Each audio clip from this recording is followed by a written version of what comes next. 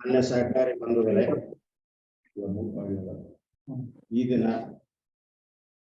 ರಾಜ್ಯದ ಪಟ್ಟಣ ಸಹಕಾರ ಬ್ಯಾಂಕ್ಗಳಿಗೆ ಅನುಕೂಲವಾಗಲೆಂದು ಜೂಮ್ ಮೀಟಿಂಗ್ ಮೂಲಕ important issues while finalising balance sheet 2022-23 ಬಗ್ಗೆ ಜೂಮ್ ಮೀಟಿಂಗ್ ಏರ್ಪಡಿಸಲಾಗಿದೆ. ತಾವೆಲ್ಲ ಭಾಗವಹಿಸಿದ್ದರೆ ತಮಗೆಲ್ಲರಿಗೂ ಮಹಾಮಂಡಳ ಪರವಾಗಿ ಸ್ವಾಗತ ಕೋರುತ್ತೇನೆ. ಅದೇ ರೀತಿ ಈ ದಿನದ ವಿಷಯವಾಗಿ ಮಹಾಮಂಡಳದ ಬ್ಯಾಂಕಿಂಗ್ ಸಲಹೆಗಾರರಾದ ಶ್ರೀ ಸುಧಾಕರ್ ಭಟ್ರವರು ಉಪನ್ಯಾಸ ನೀಡಬೇಕೆಂದು ಕೇಳಿಕೊಳ್ಳುತ್ತೇನೆ. ಅವರಿಗೆ ತಮ್ಮೆಲ್ಲರ ಪರವಾಗಿ ಸ್ವಾಗತ ಕೋರುತ್ತೇನೆ. ಎಲ್ರಿಗೂ ನಮಸ್ಕಾರ. ಈಗ ನೀವೆಲ್ಲರೂ ಇಯರ್ ಎಂಡಿನ ವರ್ಕ್ನಲ್ಲಿ ಬ್ಯುಸಿ ಇದ್ದೀರಾ, ಎಲ್ಲ ಗೊತ್ತು. ಆ ಮಧ್ಯದಲ್ಲಿ ಈ ಕ್ಲಾಸ್ಗಳನ್ನು ಯಾಕೆ ನಡೆಸ್ತಾ ಇದ್ದಾರಪ್ಪ ಅಂತ ನಿಮ್ಗೆ ಅನ್ಸಿರ್ಬೋದು. ಇದು ಮೆಂಬರ್ ಬ್ಯಾಂಕ್ಗಳಿಂದ ಬಂದ ಡಿಮಾಂಡ್ ಮೇಲೆ, ಯಾಕಂದ್ರೆ ನಮ್ ಮಾಡೋ ಉದ್ದೇಶ ಇರ್ಲಿಲ್ಲ ಮೊನ್ನೆ. ಯಾಕಂದ್ರೆ ನ್ಯಾಪ್ಕಪ್ನವರು ಒಂದು ಕ್ಲಾಸ್ ಮಾಡಿದ್ರು, ಅದು ಅದು ಇಂಗ್ಲಿಷಲ್ಲಿ ಆಯಿತು, ನಮ್ಗೆ ಅಷ್ಟೊಂದು ಸರಿ ಅರ್ಥ ಆಗ್ಲಿಲ್ಲ. ಆದ್ರಿಂದ ನೀವು ಅದನ್ನು ಕನ್ನಡದಲ್ಲಿ ನಮ್ಗೆ ಪುನಃ ಅದನ್ನು ತಿಳಿಯಪಡಿಸ್ಬೇಕು ಅಂತ ತುಂಬಾ ಬ್ಯಾಂಕ್ ಡಿಮಾಂಡ್ ಬಂತು. ಆದ್ರಿಂದ ಈ ದಿವಸ ಇವತ್ತು ಕ್ಲಾಸ್ ಇಟ್ಟಿದ್ದೇವೆ. ಕೇಳ್ತಾ ಇದೆಯಾ? ಆದ್ರೆ ಇಟ್ಟಿದ್ದೇವೆ ನಿಮಗೆ. ಈ ಆನ್ಯುವಲ್ ಫೈನಾನ್ಷಿಯಲ್ ಕ್ಲೋಸ್ ಇದೆ, ಈ ಕ್ಲಾಸ್ ಇಂದ ತುಂಬಾ ಅನುಕೂಲ ಆಗಲಿದೆ. ಯಾಕಂತ ಹೇಳಿದ್ರೆ ಈ ಫೈನಾನ್ಷಿಯಲ್ ಇಯರಿಗೋಸ್ಕರನೇ ರಿಸರ್ವ್ ಬ್ಯಾಂಕಿನ ಹೊಸ ಹೊಸ ಗೈಡ್ ಲೈನ್ಸ್ ನಿಮ್ಮ ಬ್ಯಾಲೆನ್ಸ್ ಶೀಟ್ ಅಲ್ಲಿ ತೋರಿಸ್ಬೇಕಲ್ಲ. ಅದು ಅಕೌಂಟಿಂಗ್ ಏನ್ ಮಾಡ್ಬೇಕು, ಹೇಗೆ ಮಾಡ್ಬೇಕು ಅಂತ ಹೇಳ್ಬೇಕು. ನೀವು ಚಾರ್ಟರ್ಡ್ ಕನ್ಸಲ್ಟ್ ಮಾಡಿ. ಬಟ್ ಇದು ರಿಸರ್ವ್ ಬ್ಯಾಂಕಿನ ಗೈಡ್ ಲೈನ್ಸ್ ಅನ್ನು ಈ ತರ ಇಂಟರ್ಪ್ರೇಟ್ ಮಾಡಿ ನಾವು ಅದಕ್ಕೆ ಮಾಡಿದ್ರೆ ಕರೆಕ್ಟ್ ಇರ್ತದೆ ಅಂತ ನಿಮ್ಗೆ ನಾನು ಇದನ್ನು ಹೇಳ ಬಯಸುತ್ತೇನೆ. ನೆಕ್ಸ್ಟ್, ಈಗ ಈ ಕಳೆದ ವರ್ಷದಿಂದ ಆಡಿಟೆಡ್ ಬ್ಯಾಲೆನ್ಸ್ ಶೀಟ್ ಫೈನಲೈಸ್ ಮಾಡೋಕೆ June 30th ಲಾಸ್ಟ್ ಡೇಟ್. ಮೊದಲು September 30th ಇತ್ತು, ಕಳೆದ ವರ್ಷದಿಂದ June 30th ಲಾಸ್ಟ್ ಡೇಟ್. ಇದನ್ನು ನೆನ್ಪಿಟ್ಕೊಳ್ಳಿ. ಅದು ಕಳೆದ ವರ್ಷ ಮಾತ್ರ, ಇನ್ನು ಪ್ರತಿ ವರ್ಷನೂ June 30th ಲಾಸ್ಟ್ ಡೇಟು. ಅದರ ಮೊದಲು ಆಡಿಟ್ ಆಗ್ಲಿಕ್ಕೆ ನೀವು ಏನೆಲ್ಲ ವ್ಯವಸ್ಥೆ ಮಾಡಬೇಕೋ ಅದನ್ನು ಮಾಡ್ಕೊಳ್ಬೇಕು. ಯಾವುದೇ ಕಾರಣಕ್ಕೋಸ್ಕರ June 30th ಇಂದ ಮುಂದೆ ಹೋಗುವಾಗಿಲ್ಲ. ಆಡಿಟ್ ಫಿನಿಶ್ ಮಾಡುವುದು ಅಲ್ಲದೆ ರಿಸರ್ವ್ ಬ್ಯಾಂಕಿಗೆ ಕಳಿಸ್ಬೇಕಾದ ಕಾಪಿ ಪೇಪರ್ನಲ್ಲಿ ಪಬ್ಲಿಷ್ ಮಾಡಬೇಕಾದಂತ ಕೊನೆಯ ದಿನಾಂಕ ಕೂಡ June 30th. ಆದ್ರಿಂದ ಎಕ್ಸೆಪ್ಷನಲ್ ಕೇಸಸ್ ಅಂತ ಹೇಳಿದ್ರೆ ಏನಾಯ್ತು, ಕೋವಿಡ್ ಹೊತ್ತಿನಲ್ಲಿ ಇದಾಯ್ತು, ಯಾವುದೋ ಬ್ಯಾಂಕಿಗಳಿಗೆ ಅನಿವಾರ್ಯ ಕಾರಣಗಳೇನು ಬಂತು ಅಂತ ಕಾರಣಕ್ಕೋಸ್ಕರ 3 ತಿಂಗಳು ಮುಂದುವರಿಸುವಂತ ಅಧಿಕಾರ ರಿಸರ್ವ್ ಬ್ಯಾಂಕ್ ಇದೆ. ನೋಡಿ, ಕೋವಿಡ್ ಅಂತ ಪರಿಸ್ಥಿತಿಯಲ್ಲಿ ಮುಂದುವರಿಸಿದ್ರೆ ಏನ್ ತೊಂದರೆ ಆಗಲ್ಲ. ಇಂಡಿವಿಜುವಲ್ ಬ್ಯಾಂಕ್ ಯಾವಾಗ ನಮ್ದು ಟೈಮ್ ಕೇಳುತ್ತೆ, ಅದರ ಅರ್ಥ ಅಂದ್ರೆ ಬ್ಯಾಂಕ್ ಅಲ್ಲಿ ಏನು ಪ್ರಾಬ್ಲಮ್ ಇದೆ ಅಂತಾನೆ ಅರ್ಥ ಸಾಮಾನ್ಯ. ಯಾಕಂದ್ರೆ ಯಾವುದೇ ಕಂಪನಿ ನನ್ನ ಫೈನಾನ್ಷಿಯಲ್ ಸ್ಟೇಟ್ಮೆಂಟ್ ಲೇಟ್ ಮಾಡುತ್ತೆ ಅಂದ್ರೆ ಪ್ರಾಬ್ಲಮ್ ಇದೆ ಅಂತ ಅರ್ಥ. ಆದ್ರಿಂದ ಯಾವುದೇ ಬ್ಯಾಂಕುಗಳು ಕೂಡ ಇದನ್ನು ಟೈಮ್ ಎಕ್ಸ್ಟೆನ್ಷನ್ ಕೇಳಬೇಡಿ. ಜೂನ್ ಮಾತ್ರ ಒಳಗೇನೆ ಫೈನಾನ್ಸ್ ಇದನ್ನು ಫೈನಲೈಸ್ ಮಾಡಿ. ಒಂದು ಇನ್ನೊಂದು, ನಿಮ್ಗೆ ಎಷ್ಟೋ ಜನರಿಗೆ ಪ್ರಶ್ನೆ ಬಂತು ಅಂತ ಆದ್ರೆ, ಪಬ್ಲಿಷ್ ಮಾಡುವ ಮುಂಚೆ AGM ಅಪ್ರೂವಲ್ ಬೇಡವಾ ಅಂತ. ಏನು ಅಗತ್ಯ ಇಲ್ಲ. ಇದ್ರ ಬಗ್ಗೆ ಕ್ಲಾರಿಫಿಕೇಶನ್ RCS ಕೂಡ ಸರ್ಕ್ಯುಲರ್ ಇಶ್ಯೂ ಮಾಡಿದೆ. ಆದ್ರಿಂದ AGM ಅಪ್ರೂವಲ್ ಇಲ್ದೇನೆ ನೀವು ಪಬ್ಲಿಷ್ ಮಾಡಬಹುದು. AGM ಏನು ಗೊತ್ತಾ, ಆಡಿಟ್. ಈಗ ನೋಡ್ಕೊಳ್ಳಿ, ಆಡಿಟೆಡ್ ಬ್ಯಾಲೆನ್ಸ್ ಶೀಟ್ ಅಲ್ಲಿ AGM ಏನು ಚೇಂಜ್ ಮಾಡೋದಿಲ್ಲ, ಸುಮ್ಮನೆ ಇನ್ಫಾರ್ಮೇಶನ್ ಹೋಗತ್ತಷ್ಟೇ. AGM ಚೇಂಜ್ ಮಾಡೋದಿಲ್ಲ, ಆಡಿಟೆಡ್ ಇಸ್ ಫೈನಲ್. ಆದ್ರಿಂದ AGM ಏನು ಆಡಿಟ್ ಮಾಡೋದಿಲ್ಲ. ಮೊದಲೇನು 30 ಸೆಪ್ಟೆಂಬರ್ ಇತ್ತು, 25 ಸೆಪ್ಟೆಂಬರ್ ಒಳಗೆ AGM ಆಗ್ತಿತ್ತು, ಅದು ನಿಮ್ಗೆ ಸುಲಭ ಆಗ್ತಿತ್ತು. ಈಗ AGM ಅಪ್ರೂವಲ್ ಇಲ್ದೇನೆ ನೀವು ಇದನ್ನು June 30th ಒಳಗೆ ಪಬ್ಲಿಷ್ ಮಾಡಬಹುದು. ಮತ್ತೆ ಕನ್ನಡದಲ್ಲಿ ಪಬ್ಲಿಷ್ ಮಾಡ್ಬೇಕಾ ಅಂತ ಎಷ್ಟೋ ಜನ ಕೇಳಿದ್ದಾರೆ. ನೋಡಿ, ಇದರ ಪ್ರಕಾರ KCS ಆಕ್ಟ್ BR ಆಕ್ಟ್ ಪ್ರಕಾರ ಇದೇನು ಕಂಪಲ್ಸರಿ ಅಲ್ಲ. ಆದ್ರೆ ಕರ್ನಾಟಕದಲ್ಲಿ ಈಗ ನಾವು ಕನ್ನಡದ ಕ್ಲಾಸ್ ತಗೊಳ್ತೇವಲ್ಲ, ಎಲ್ಲರಿಗೂ ಅನುಕೂಲ ಆಗುತ್ತರ ನೀವು ಕನ್ನಡದಲ್ಲಿ ಅವರಿಗೆ ನಿಮ್ಮ ಮೆಂಬರ್ಸಿಗೆ ಅನುಕೂಲ ಆಗೋದು ಪಬ್ಲಿಷ್ ಮಾಡಿದ್ರೆ ಒಳ್ಳೇದು. ಮಾಡದೇ ಇದ್ರೆ ಅದು ವೈಲೇಷನ್ ಅಂತ ಆಗುದಿಲ್ಲ. ಇಷ್ಟೊಂದು ತಿಳ್ಕೊಳ್ಳಿ. ಇದು ಲಾಸ್ಟ್ ಡೇಟು ಬ್ಯಾಲೆನ್ಸ್ ಫೈನಲೈಸೇಷನ್ ಬಗ್ಗೆ. ಈಗ ಬೇರೆ ಬೇರೆ ಇಶ್ಯೂ ಬಗ್ಗೆ ನೋಡೋಣ. ಈ ನಮ್ಗೆ ಎಷ್ಟೋ ಕೋಪರೇಟಿವ್ ಬ್ಯಾಂಕುಗಳು, ಇದರಲ್ಲಿ Punjab bank, Maharashtra cooperative bank invest ಮಾಡಿದ್ರು. ಕರ್ನಾಟಕ ತುಂಬಾ ಬ್ಯಾಂಕ್ ಇದೆ. ಈ ಬ್ಯಾಂಕು ಇದು ಡಿಪಾಸಿಟ್ ಮಾಡಿದೇವಲ್ಲ, ಈ ಬ್ಯಾಂಕ್ಗೆ ಡೈರೆಕ್ಷನ್ಸ್ ಹಾಕಿದ ನಂತರ ಎಲ್ಲ ಡಿಪಾಸಿಟ್ ನಾನ್ ಪರ್ಫಾರ್ಮಿಂಗ್ ಆಯ್ತು. ಅದರ ಮೇಲೆ ಎಲ್ಲ 20% ಪ್ರತಿ ವರ್ಷ ಪ್ರೊವಿಷನ್ ಮಾಡಬೇಕು. 2024 ಫುಲ್ ಪ್ರೊವಿಷನ್ ಮಾಡಬೇಕು ಅಂತ ರಿಸರ್ವ್ ಬ್ಯಾಂಕ್ ಗೈಡ್ಲೈನ್ಸ್ ಕೊಡ್ತು. ಅದರ ಪ್ರಕಾರನೇ ಇದನ್ನ ಪ್ರೊವಿಷನ್ ಮಾಡ್ತಾ ಬಂದಿದೆ ರಿಸರ್ವ್ ಬ್ಯಾಂಕ್. ಈ ಮಧ್ಯೆ ಅದು cooperative bank small finance bank ಅಂದ್ರೆ ಯುನಿಟಿ ಸ್ಮಾಲ್ ಫೈನಾನ್ಸ್ ಬ್ಯಾಂಕ್ ಅಂತ ಕನ್ವರ್ಟ್ ಆಯ್ತು. ಈ ಮರ್ಜರ್ ಇದರ ಕಂಡೀಷನ್ ಪ್ರಕಾರ ಇವರಿಗೆ, ಯಾರಿಗೆ ಇನ್ಸ್ಟಿಟ್ಯೂಷನಲ್ ಡಿಪಾಸಿಟರ್ಸ್ಗೆ ಅವ್ರಿಗೆ ಏನ್ ಮಾಡುದು, ಅವರ ಡಿಪಾಸಿಟಿನ 80% ಅಷ್ಟು ಇದು ಪ್ರಿಫರೆನ್ಸ್ ಶೇರ್ಸ್, 20% ಅಷ್ಟು ಇದು ಇಂಟ್ರೆಸ್ಟ್ ವಾರಂಟ್, ಇದು ಇಕ್ವಿಟಿ ವಾರಂಟ್, ಇಂಟ್ರೆಸ್ಟ್ ವಾರಂಟ್ ಅಲ್ಲ, ಇಕ್ವಿಟಿ ವಾರಂಟ್ ಅನ್ನು ಕೊಡೋ ತರ ಮಾಡ್ತು. 80-20, 1% ಅದಕ್ಕೆ ಇಂಟ್ರೆಸ್ಟ್, ಇದಕ್ಕೆ ಡಿವಿಡೆಂಡ್ ಬರುತ್ತೆ. ಪರ್ಪ್ಯಾಚುವಲ್ ಅಂದ್ರೆ ನೀವು ವಾಪಸ್ ಕೇಳುವಾಗಿಲ್ಲ, ಅವರು ಕೊಟ್ಟರೆ ಮಾತ್ರ ತಗೊಳ್ಬೇಕು. ಇದು ಇಂಡೆಫಿನಿಟ್. ಈಗ 100 ವರ್ಷ ಆದ್ರೂ ಕೊಡದೇ ಇದ್ರು ನೀವೇನು ಮಾಡೋಕ್ ಆಗಲ್ಲ. ಇದು ಒಂದು ಇದರಲ್ಲಿ. ಮತ್ತೆ 1 ವರ್ಷ ಇಂಟ್ರೆಸ್ಟ್ ಕೊಡದೇ ಇದ್ರೆ ಅದನ್ನು ಸೇರಿಸಿ ಬರುವ ವರ್ಷ ಕೊಡಿ ಅಂತ ಹೇಳೋಕ್ ಆಗಲ್ಲ. ನಾನ್ ಕ್ಯುಮ್ಯುಲೇಟಿವ್ ಪ್ರಿಫರೆನ್ಸ್ ಶೇರ್ಸ್ ಅಂತ ಇದೆ. ಅದರಿಂದ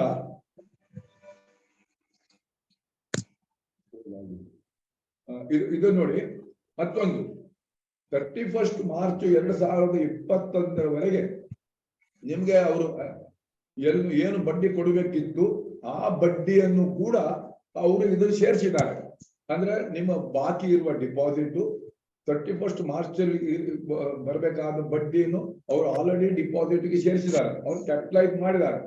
ಅದರ ಪ್ರಕಾರ 80-20% ಪ್ರಿಫರೆನ್ಸ್ ಶೇರ್ಸ್ ಇಕ್ವಿಟಿ ವ್ಯಾರೆಂಟ್ ಪ್ರಕಾರ ನಿಮ್ಗೆ ಕೊಟ್ಟಿದ್ದಾರೆ. ಈಗ ಎಲ್ಲ ಬ್ಯಾಂಕಿಗೂ ಇದು ಬಂದಿದೆ, ನಿಮ್ಮ ಡಿಮ್ಯಾಟ್ ಅಕೌಂಟ್ ಬಂದಿದೆ.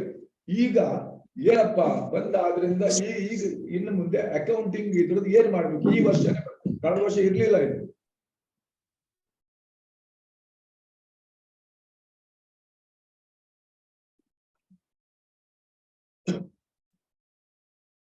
ಇದು ನೋಡಿ, ಇದು ಬಂದ ನಂತರ ಇದ್ರ ಮೇಲೆ ಪ್ರಿಫರೆನ್ಸ್ ಶೇರ್ಸ್ ಮೇಲೆ ಇದು ಮೊದಲು ಏನ್ ತಿಳ್ಕೊಂಡಿವಿ, ಪ್ರಿಫರೆನ್ಸ್ ಶೇರ್ 1% ಅವರು ಡಿವಿಡೆಂಡ್ ಕೊಡ್ತಾರೆ, ಅದು ಕೊಟ್ಟಿದ್ದಾರೆ ಕೂಡ. ಇದ್ರ ಮೇಲೆ ಪ್ರೊವಿಷನ್ ಮಾಡಲು ಸರಿಯಲ್ಲ ಬೇರೆ ಬೇರೆ ಪ್ರಕಾರ. ಇದು ಯಾಕಂದ್ರೆ ನಾನ್ ಪರ್ಫಾರ್ಮಿಂಗ್ ಆಗುದಿಲ್ಲ. ನಾನ್ ಪರ್ಫಾರ್ಮಿಂಗ್ ಅಂದ್ರೆ ಏನು, ಅದಕ್ಕೆ ಏನು ಅರ್ನಿಂಗ್ ಇಲ್ಲ, ಅದಕ್ಕೆ ನಾನ್ ಪರ್ಫಾರ್ಮಿಂಗ್ ಅಂತವೆ. ಇದಕ್ಕೆ ಅವರಿಗೆ ಬಡ್ಡಿ ಡಿವಿಡೆಂಡ್ ಬರ್ತಾ ಇರುವುದರಿಂದ ಇದಕ್ಕೆ ನಾನ್ ಪರ್ಫಾರ್ಮಿಂಗ್ ಮಾಡಬಾರ್ದು ಅಂತ ನಾವು ರಿಸರ್ವ್ ಬ್ಯಾಂಕಿಗೆ ಫೆಡರೇಷನ್ ತುಂಬಾ ಪ್ರಯತ್ನ ಮಾಡಿ ಬರೆದ್ವಿ. ಆದ್ರೆ ರಿಸರ್ವ್ ಬ್ಯಾಂಕ್ ಇಂದ ಪುನಃ ಬಂತು ಏನು ಅಂತ ಹೇಳಿದ್ರೆ ಪ್ರೊವಿಷನ್ ಮಾಡ್ಲೇಬೇಕು ಅಂತ ಹೇಳಿದ್ದಾರೆ ಈಗ. ಆದ್ರಿಂದ ಈಗ ಇದನ್ನು ನಿಮ್ಗೆ ಯಾವ್ದು ಪ್ರಿಫರೆನ್ಸ್ ಶೇರ್ ಅಲಾಟ್ ಆಗಿದೆ ನೋಡಿ, ಅದಕ್ಕೆ ಇಂಟ್ರೆಸ್ಟ್ ಬಂದಿದೆ ನಿಮ್ಗೆ. ಆದ್ರೂ ಕೂಡ ಅದಕ್ಕೆ 2024 ಫುಲ್ ಪ್ರೊವಿಷನ್ ಮಾಡ್ಬೇಕು ಅಂತ ಹೇಳಿದ್ರೆ ಇವಾಗ ನೋಡಿ, ಇದಕ್ಕೆ ಇಂಟ್ರೆಸ್ಟ್ ವಾರಂಟ್, ಇಕ್ವಿಟಿ ವಾರಂಟ್ ಮೇಲೆ ನಿಮ್ಗೆ ಪ್ರೊವಿಷನ್ ಮಾಡುವ ಅಗತ್ಯ ಇಲ್ಲ. ಮತ್ತೆ ನಿಮ್ಗೆ 2021 ಬರಬೇಕಾದ ಬಡ್ಡಿಯನ್ನು ನೀವು ಅದನ್ನು ರೆಕಗ್ನೈಸ್ ಮಾಡಬಹುದು. ಆದ್ರೆ ತಮಾಷೆ ಅಂತ ಹೇಳಿದ್ರೆ ಅದ್ರಲ್ಲಿ ಆ ಬಡ್ಡಿಯ 80% ನಿಮ್ಗೆ ಪ್ರಿಫರೆನ್ಸ್ ಶೇರ್ಸ್ ಆಗಿ ಬಂದಿದೆ. ಒಂದು ಕಡೆ ಇಂಟ್ರೆಸ್ಟ್ ಅಂತ ನೀವು ರೆಕಗ್ನೈಸ್ ಮಾಡ್ತೀರಾ, ಇನ್ನೊಂದು ಕಡೆ ಪ್ರಿಫರೆನ್ಸ್ ಶೇರ್ಸ್ ಮೇಲೆ ಫುಲ್ ಪ್ರೊವಿಷನ್ ಮಾಡಬೇಕು. ಬರೀ ಕಾಂಟ್ರಾ ಎಂಟ್ರಿ ಆಗ್ತದೆ ವಿನ ಆ 80% ಅಲ್ಲಿ ನಿಮ್ಗೆ ಏನು ರಿಸರ್ವ್ ಬ್ಯಾಂಕ್ ಅಥವಾ ಕೋಪರೇಟಿವ್ ಬ್ಯಾಂಕ್ಗಳಿಗೆ ಏನೂ ಅನುಕೂಲ ಇಲ್ಲ. ಒಂದ್ ಕಡೆ ಪ್ರೊವಿಷನ್ ಮಾಡಬೇಕು, ಅದ ಅಷ್ಟಾಂಶವನ್ನು ನಿಮ್ಗೆ ಇದರಲ್ಲಿ ಇದರಲ್ಲಿ ನಾನ್ SLR ಇನ್ವೆಸ್ಟ್ಮೆಂಟ್ ಅಂತ ಈ ಕಡೆ ತೋರಿಸ್ತೀರಾ, ಅದು ಏನು ವ್ಯತ್ಯಾಸ ಆಗುದಿಲ್ಲ. ನಿಮಗೆ ರಿಯಲಿ ಸ್ವಲ್ಪ ಏನಾದ್ರು ವ್ಯತ್ಯಾಸ ಲಾಭ ಸೇವಿಂಗ್ ಆಗುವಂತದ್ದು ಅಂತ ಹೇಳಿದ್ರೆ ಇದು ಇಕ್ವಿಟಿ ವಾರಂಟ್ 20%, ಅದ್ರ ಮೇಲೆ ಏನು ಪ್ರೊವಿಷನ್ ಮಾಡುವಾಗಿಲ್ಲ. ಅಂದ್ರೆ ಸಪೋಸ್ ಡಿಪಾಸಿಟ್ ಆಯ್ತು ತಿಳ್ಕೊಳ್ಳಿ, 20% ಮೇಲೆ ಡಿಪಾಸಿಟ್ ಮೇಲೆ ಪ್ರೊವಿಷನ್ ಮಾಡ್ಲಿಕ್ಕಿಲ್ಲ. ಮತ್ತೆ ಆ 20% ಡಿಪಾಸಿಟ್ ಮೇಲೆ ಮಾರ್ಚ್ 21 ಬರಬೇಕಾದ ಬಡ್ಡಿ ಕೂಡ ನಿಮ್ಗೆ ಅದನ್ನು ಬಡ್ಡಿ ಅಂತಾನೆ ಇನ್ಕಮ್ ಅಂತ ತಗೊಳ್ಬಹುದು. ಅಷ್ಟು ಮಾತ್ರ ನಿಮ್ಗೆ ಅನುಕೂಲ ಇರುತ್ತೆ. ಅದರಿಂದ ಈ 80% ಮೇಲೆ ನೀವು ಫುಲ್ ಪ್ರೊವಿಷನ್ ಮಾಡ್ಬೇಕಾಗುತ್ತೆ 2024 ಸಪೋಸ್ ಅದು RBI ಗೈಡ್ಲೈನ್ಸ್ ಏನ್ ಹೇಳುತ್ತೆ ಅಂತ ಹೇಳಿದ್ರೆ, ಈ ತರ ಈಗ ನೋಡಿ ಪ್ರೊವಿಷನ್ ಮಾಡಿದ ನಂತರ ಏನಾದ್ರೂ ಎಕ್ಸಸ್ ಪ್ರೊವಿಷನ್ ಉಳಿದಿದ್ರೆ ಮತ್ತೆ ಅನ್ರೆಕಗ್ನೈಸ್ಡ್ ಇಂಟ್ರೆಸ್ಟ್ ಏನಾದ್ರು ಉಳಿದಿದ್ರೆ ಅದನ್ನು ರಿವರ್ಸ್ ಮಾಡಬಹುದು ಅಂತ ಹೇಳಿದೆ. ಅಂದ್ರೆ ಸಪೋಸ್ ಯಾರು ಡಿಪಾಸಿಟ್ ಮೇಲೆ ಇದುವರೆಗೆ ಆಲ್ರೆಡಿ ಫುಲ್ ಪ್ರೊವಿಷನ್ ಮಾಡಿಟ್ಟಿದ್ದೀರಾ ಅಂತ ತಿಳ್ಕೊಳ್ಳಿ, 24 ಕಾಯ್ದು ಬೇಡ, ಈ ವರ್ಷ ಲಾಭ ಇದೆ ಮಾಡಿದಾರೆ ಅಂತ ತಿಳ್ಕೊಳ್ಳಿ. ಅಂತವರು ಅದು ಇಂಟ್ರೆಸ್ಟ್ ಅನ್ನು ರೆಕಗ್ನೈಸ್ ಇಂಟ್ರೆಸ್ಟ್ ರೆಕಗ್ನೈಸ್ ಮಾಡಬಹುದು. ಮತ್ತೆ ಎಕ್ಸಸ್ ಪ್ರೊವಿಷನ್ ಆಲ್ರೆಡಿ ಇದ್ರೆ, ಯಾಕಂದ್ರೆ ಇಂಟ್ರೆಸ್ಟ್ ಇಕ್ವಿಟಿ ವಾರಂಟ್ ಮೇಲೆ ಪ್ರೊವಿಷನ್ ಮಾಡುವ ಅಗತ್ಯ ಇಲ್ಲ, ಇದ್ದಿದ್ರೆ ಅದನ್ನು ರಿವರ್ಸ್ ಮಾಡಬಹುದು ಅಂತಿದೆ. ಮತ್ತೆ ಇದು ಪ್ರಿಫರೆನ್ಸ್ ಶೇರ್ಸ್ ಮತ್ತೆ ಇಕ್ವಿಟಿ ವಾರಂಟ್ ಅನ್ನು ನಿಮ್ಮ ನಾನ್ SLR ಇನ್ವೆಸ್ಟ್ಮೆಂಟ್ ಅಂತ ತೋರಿಸ್ಬೇಕು. ನೋಡಿ ನಿಮ್ಗೆ ಗೊತ್ತಿರ್ಬೇಕು, ನಾನ್ SLR ಇನ್ವೆಸ್ಟ್ಮೆಂಟ್ ನಿಮ್ಮ ಡಿಪಾಸಿಟಿನ 10% ಮೀರಬಾರದು ಅಂತಿದೆ. ಆಲ್ರೆಡಿ ನಿಮ್ಗೆ 10% ಒಳಗಿತ್ತು ಅಂತ ಆದ್ರೆ ಇದು ವೈಲೇಟ್ ಆಗಲ್ವಾ ಅಂತ ನಿರ್ಧರಿಸಬಹುದು. ಇಲ್ಲ, ವೈಲೇಟ್ ಆಗಲ್ಲ, ಯಾಕಂದ್ರೆ ಅದಕ್ಕೆ ಎಕ್ಸಂಪ್ಷನ್ ಕೊಟ್ಟಿದೆ. ಅಂದ್ರೆ ಇದು 2 ಶೇರ್ದಾಗ, ಈ ಪ್ರಿಫರೆನ್ಸ್ ಶೇರ್ಸ್ ಮತ್ತೆ ಈ ಇಕ್ವಿಟಿ ವಾರಂಟ್ಗಳನ್ನು 2 ಶೇರ್ಸ್ದಾಗ ಅದು 20%, ಅದನ್ನು 10% ದಾಟಿದ್ರು ವೈಲೇಷನ್ ಆಗಲ್ಲ. ಆ ಇಕ್ವಿಟಿ ವಾರಂಟ್ ಏನಪ್ಪಾ ಮಾಡ್ತೀರಾ ಅಂತ ಹೇಳಿದ್ರೆ, ಇನ್ನು 2 ವರ್ಷದೊಳಗೆ ಅಂದ್ರೆ ಮ್ಯಾಕ್ಸಿಮಮ್ 3 ವರ್ಷದೊಳಗೆ ಅದು ಪಬ್ಲಿಕ್ ಇಶ್ಯೂ ಅಂತ ಬರುತ್ತೆ. ಆಗ ಶೇರ್ಸ್ ಇಶ್ಯೂ ಮಾಡ್ತಾರೆ. ಆಗ ನೀವು ಇದನ್ನ ಎಕ್ಸ್ಚೇಂಜ್ ಮಾಡುವ, ಆ ಶೇರ್ಸ್ಗೆ ಇದನ್ನ ಎಕ್ಸ್ಚೇಂಜ್ ಮಾಡಬಹುದು. ಅದರ ನಂತರ ಆ ಶೇರಿನ ಮಾರ್ಕೆಟ್ ವ್ಯಾಲ್ಯೂ ಏನಿದೆ ಅದ್ರ ಪ್ರಕಾರ ಹೋಗ್ತದೆ.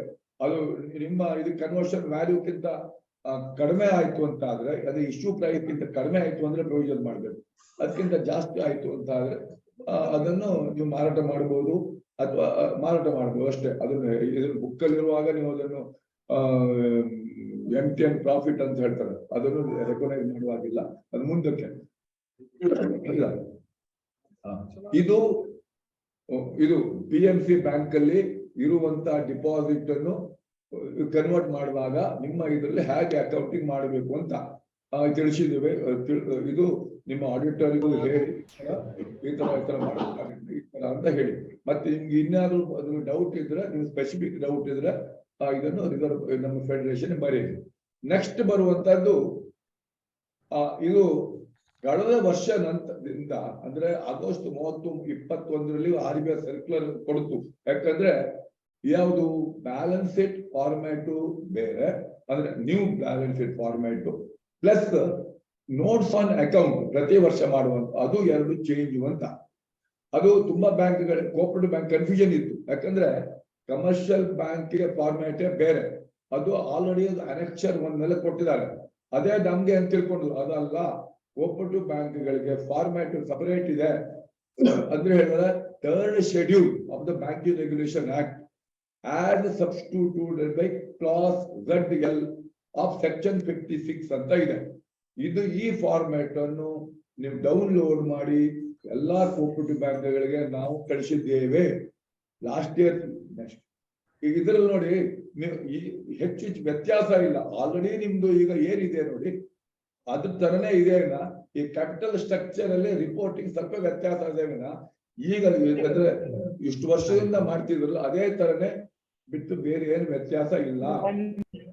ಅಂದ್ರೆ ಏನಪ್ಪಾ, ನಿಮ್ಗೆ ಸಪೋಸ್ ನೀವು ಇಷ್ಟು ಅಲ್ದೇನೆ ಅಡಿಷನಲ್ ಆಗಿ ನೀವೇನಾದ್ರೂ ಅದಕ್ಕೆ ಇನ್ಫಾರ್ಮೇಶನ್ ಕೊಟ್ರೆ ಅದು ನಿಮ್ಗೆ ಬಿಟ್ಟದ್ದು. ಬಟ್ ಈ ಫಾರ್ಮ್ಯಾಟ್ ಅಲ್ಲಿ ಇರಬೇಕು. ಯಾಕಂದ್ರೆ ಕೆಲವು ಶೆಡ್ಯೂಲ್ ಮಾಡಿ ಕೊಡ್ತಾರೆ, ಬೇಕಂದ್ರೆ ಅಗತ್ಯ ಇಲ್ಲ. ಅದು ಮಾಡಿದವರು ನಡ್ತದೆ, ಕೊಟ್ರೆ ಎಕ್ಸ್ಟ್ರಾ ಇನ್ಫಾರ್ಮೇಶನ್ ಕೊಟ್ರೆ ಅದು ಏನು ತಪ್ಪು ಅಂತ ಹೇಳೋಲ್ಲ. ಈಗ ಏನಪ್ಪಾ, ಕಮರ್ಷಿಯಲ್ ಬ್ಯಾಂಕ್ಗೂ ಬ್ಯಾಲೆನ್ಸ್ ಶೀಟ್ಗೂ ಕೋಪರೇಟಿವ್ ಬ್ಯಾಂಕಿನ ಬ್ಯಾಲೆನ್ಸ್ ಶೀಟ್ಗೂ ಏನಪ್ಪ ವ್ಯತ್ಯಾಸ ಅಂದ್ರೆ ಇದನ್ನು ಥಿಯರಿಟಿಕಲ್ ಗೊತ್ತಿರಲಿ. ಈ ಕೋಪರೇಟಿವ್ ಬ್ಯಾಂಕಿನ ಬ್ಯಾಲೆನ್ಸ್ ಶೀಟ್ ಅಲ್ಲಿ ನೋಡಿರ್ಬೇಕು, 2 ಕಾಂಟ್ರಾ ಎಂಟ್ರೀಸ್ ಏನು, ಓಲ್ಡ್ ಡ್ಯೂ ಇಂಟ್ರೆಸ್ಟ್ ರಿಸರ್ವ್ ಮತ್ತೆ ಬಿಲ್ಸ್ ಫಾರ್ ಕಲೆಕ್ಷನ್ ಅಂತ ಇದೆ.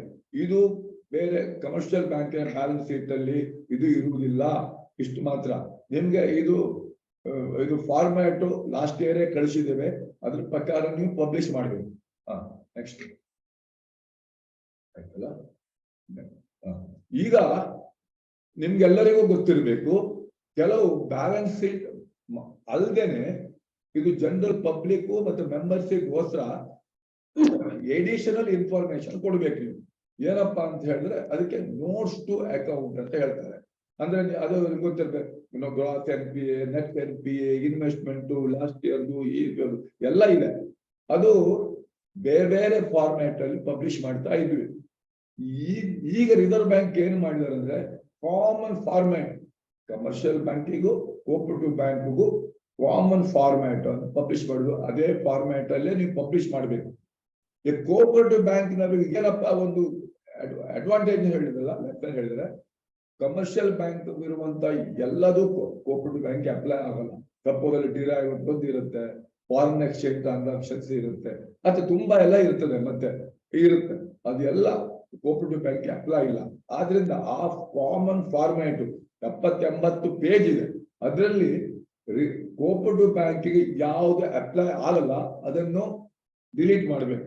ಅದು ಅಲ್ಲದೇನೆ ಆ ಫಾರ್ಮ್ಯಾಟ್ ಅಲ್ಲೂ ಕೂಡ ಈ ವರ್ಷ ಮತ್ತೆ ಹಿಂದಿನ ವರ್ಷದಲ್ಲಿ ಏನು ಟ್ರಾನ್ಸಾಕ್ಷನ್ಸ್ ಇಲ್ಲದೆ ಇದ್ರೆ ಅದನ್ನು ಕೂಡ ನೀವು ಒಮಿಟ್ ಮಾಡಬಹುದು, ಪಬ್ಲಿಷ್ ಮಾಡುವಂತ ಅಗತ್ಯ ಇಲ್ಲ. ಅದರಿಂದ ತುಂಬಾ ಕನ್ಫ್ಯೂಷನ್. ರಿಸರ್ವ್ ಬ್ಯಾಂಕ್ ಈಗ ಯಾವ್ದಪ್ಪ ಇದನ್ನು ಯಾವ ಕೋಪರೇಟಿವ್ ಬ್ಯಾಂಕ್ ಅಪ್ಲೈ ಆಗಲ್ಲ ಅಂದ್ರೆ ಕೆಲವು ಇದನ್ನು ಈಗ ಡಿರೈವೇಟಿವ್ ವಿಷಯ ಇವ್ರು ಕೇಳೇ ಇರೋಲ್ಲ ಕೋಪರೇಟಿವ್ ಬ್ಯಾಂಕಿನವರು.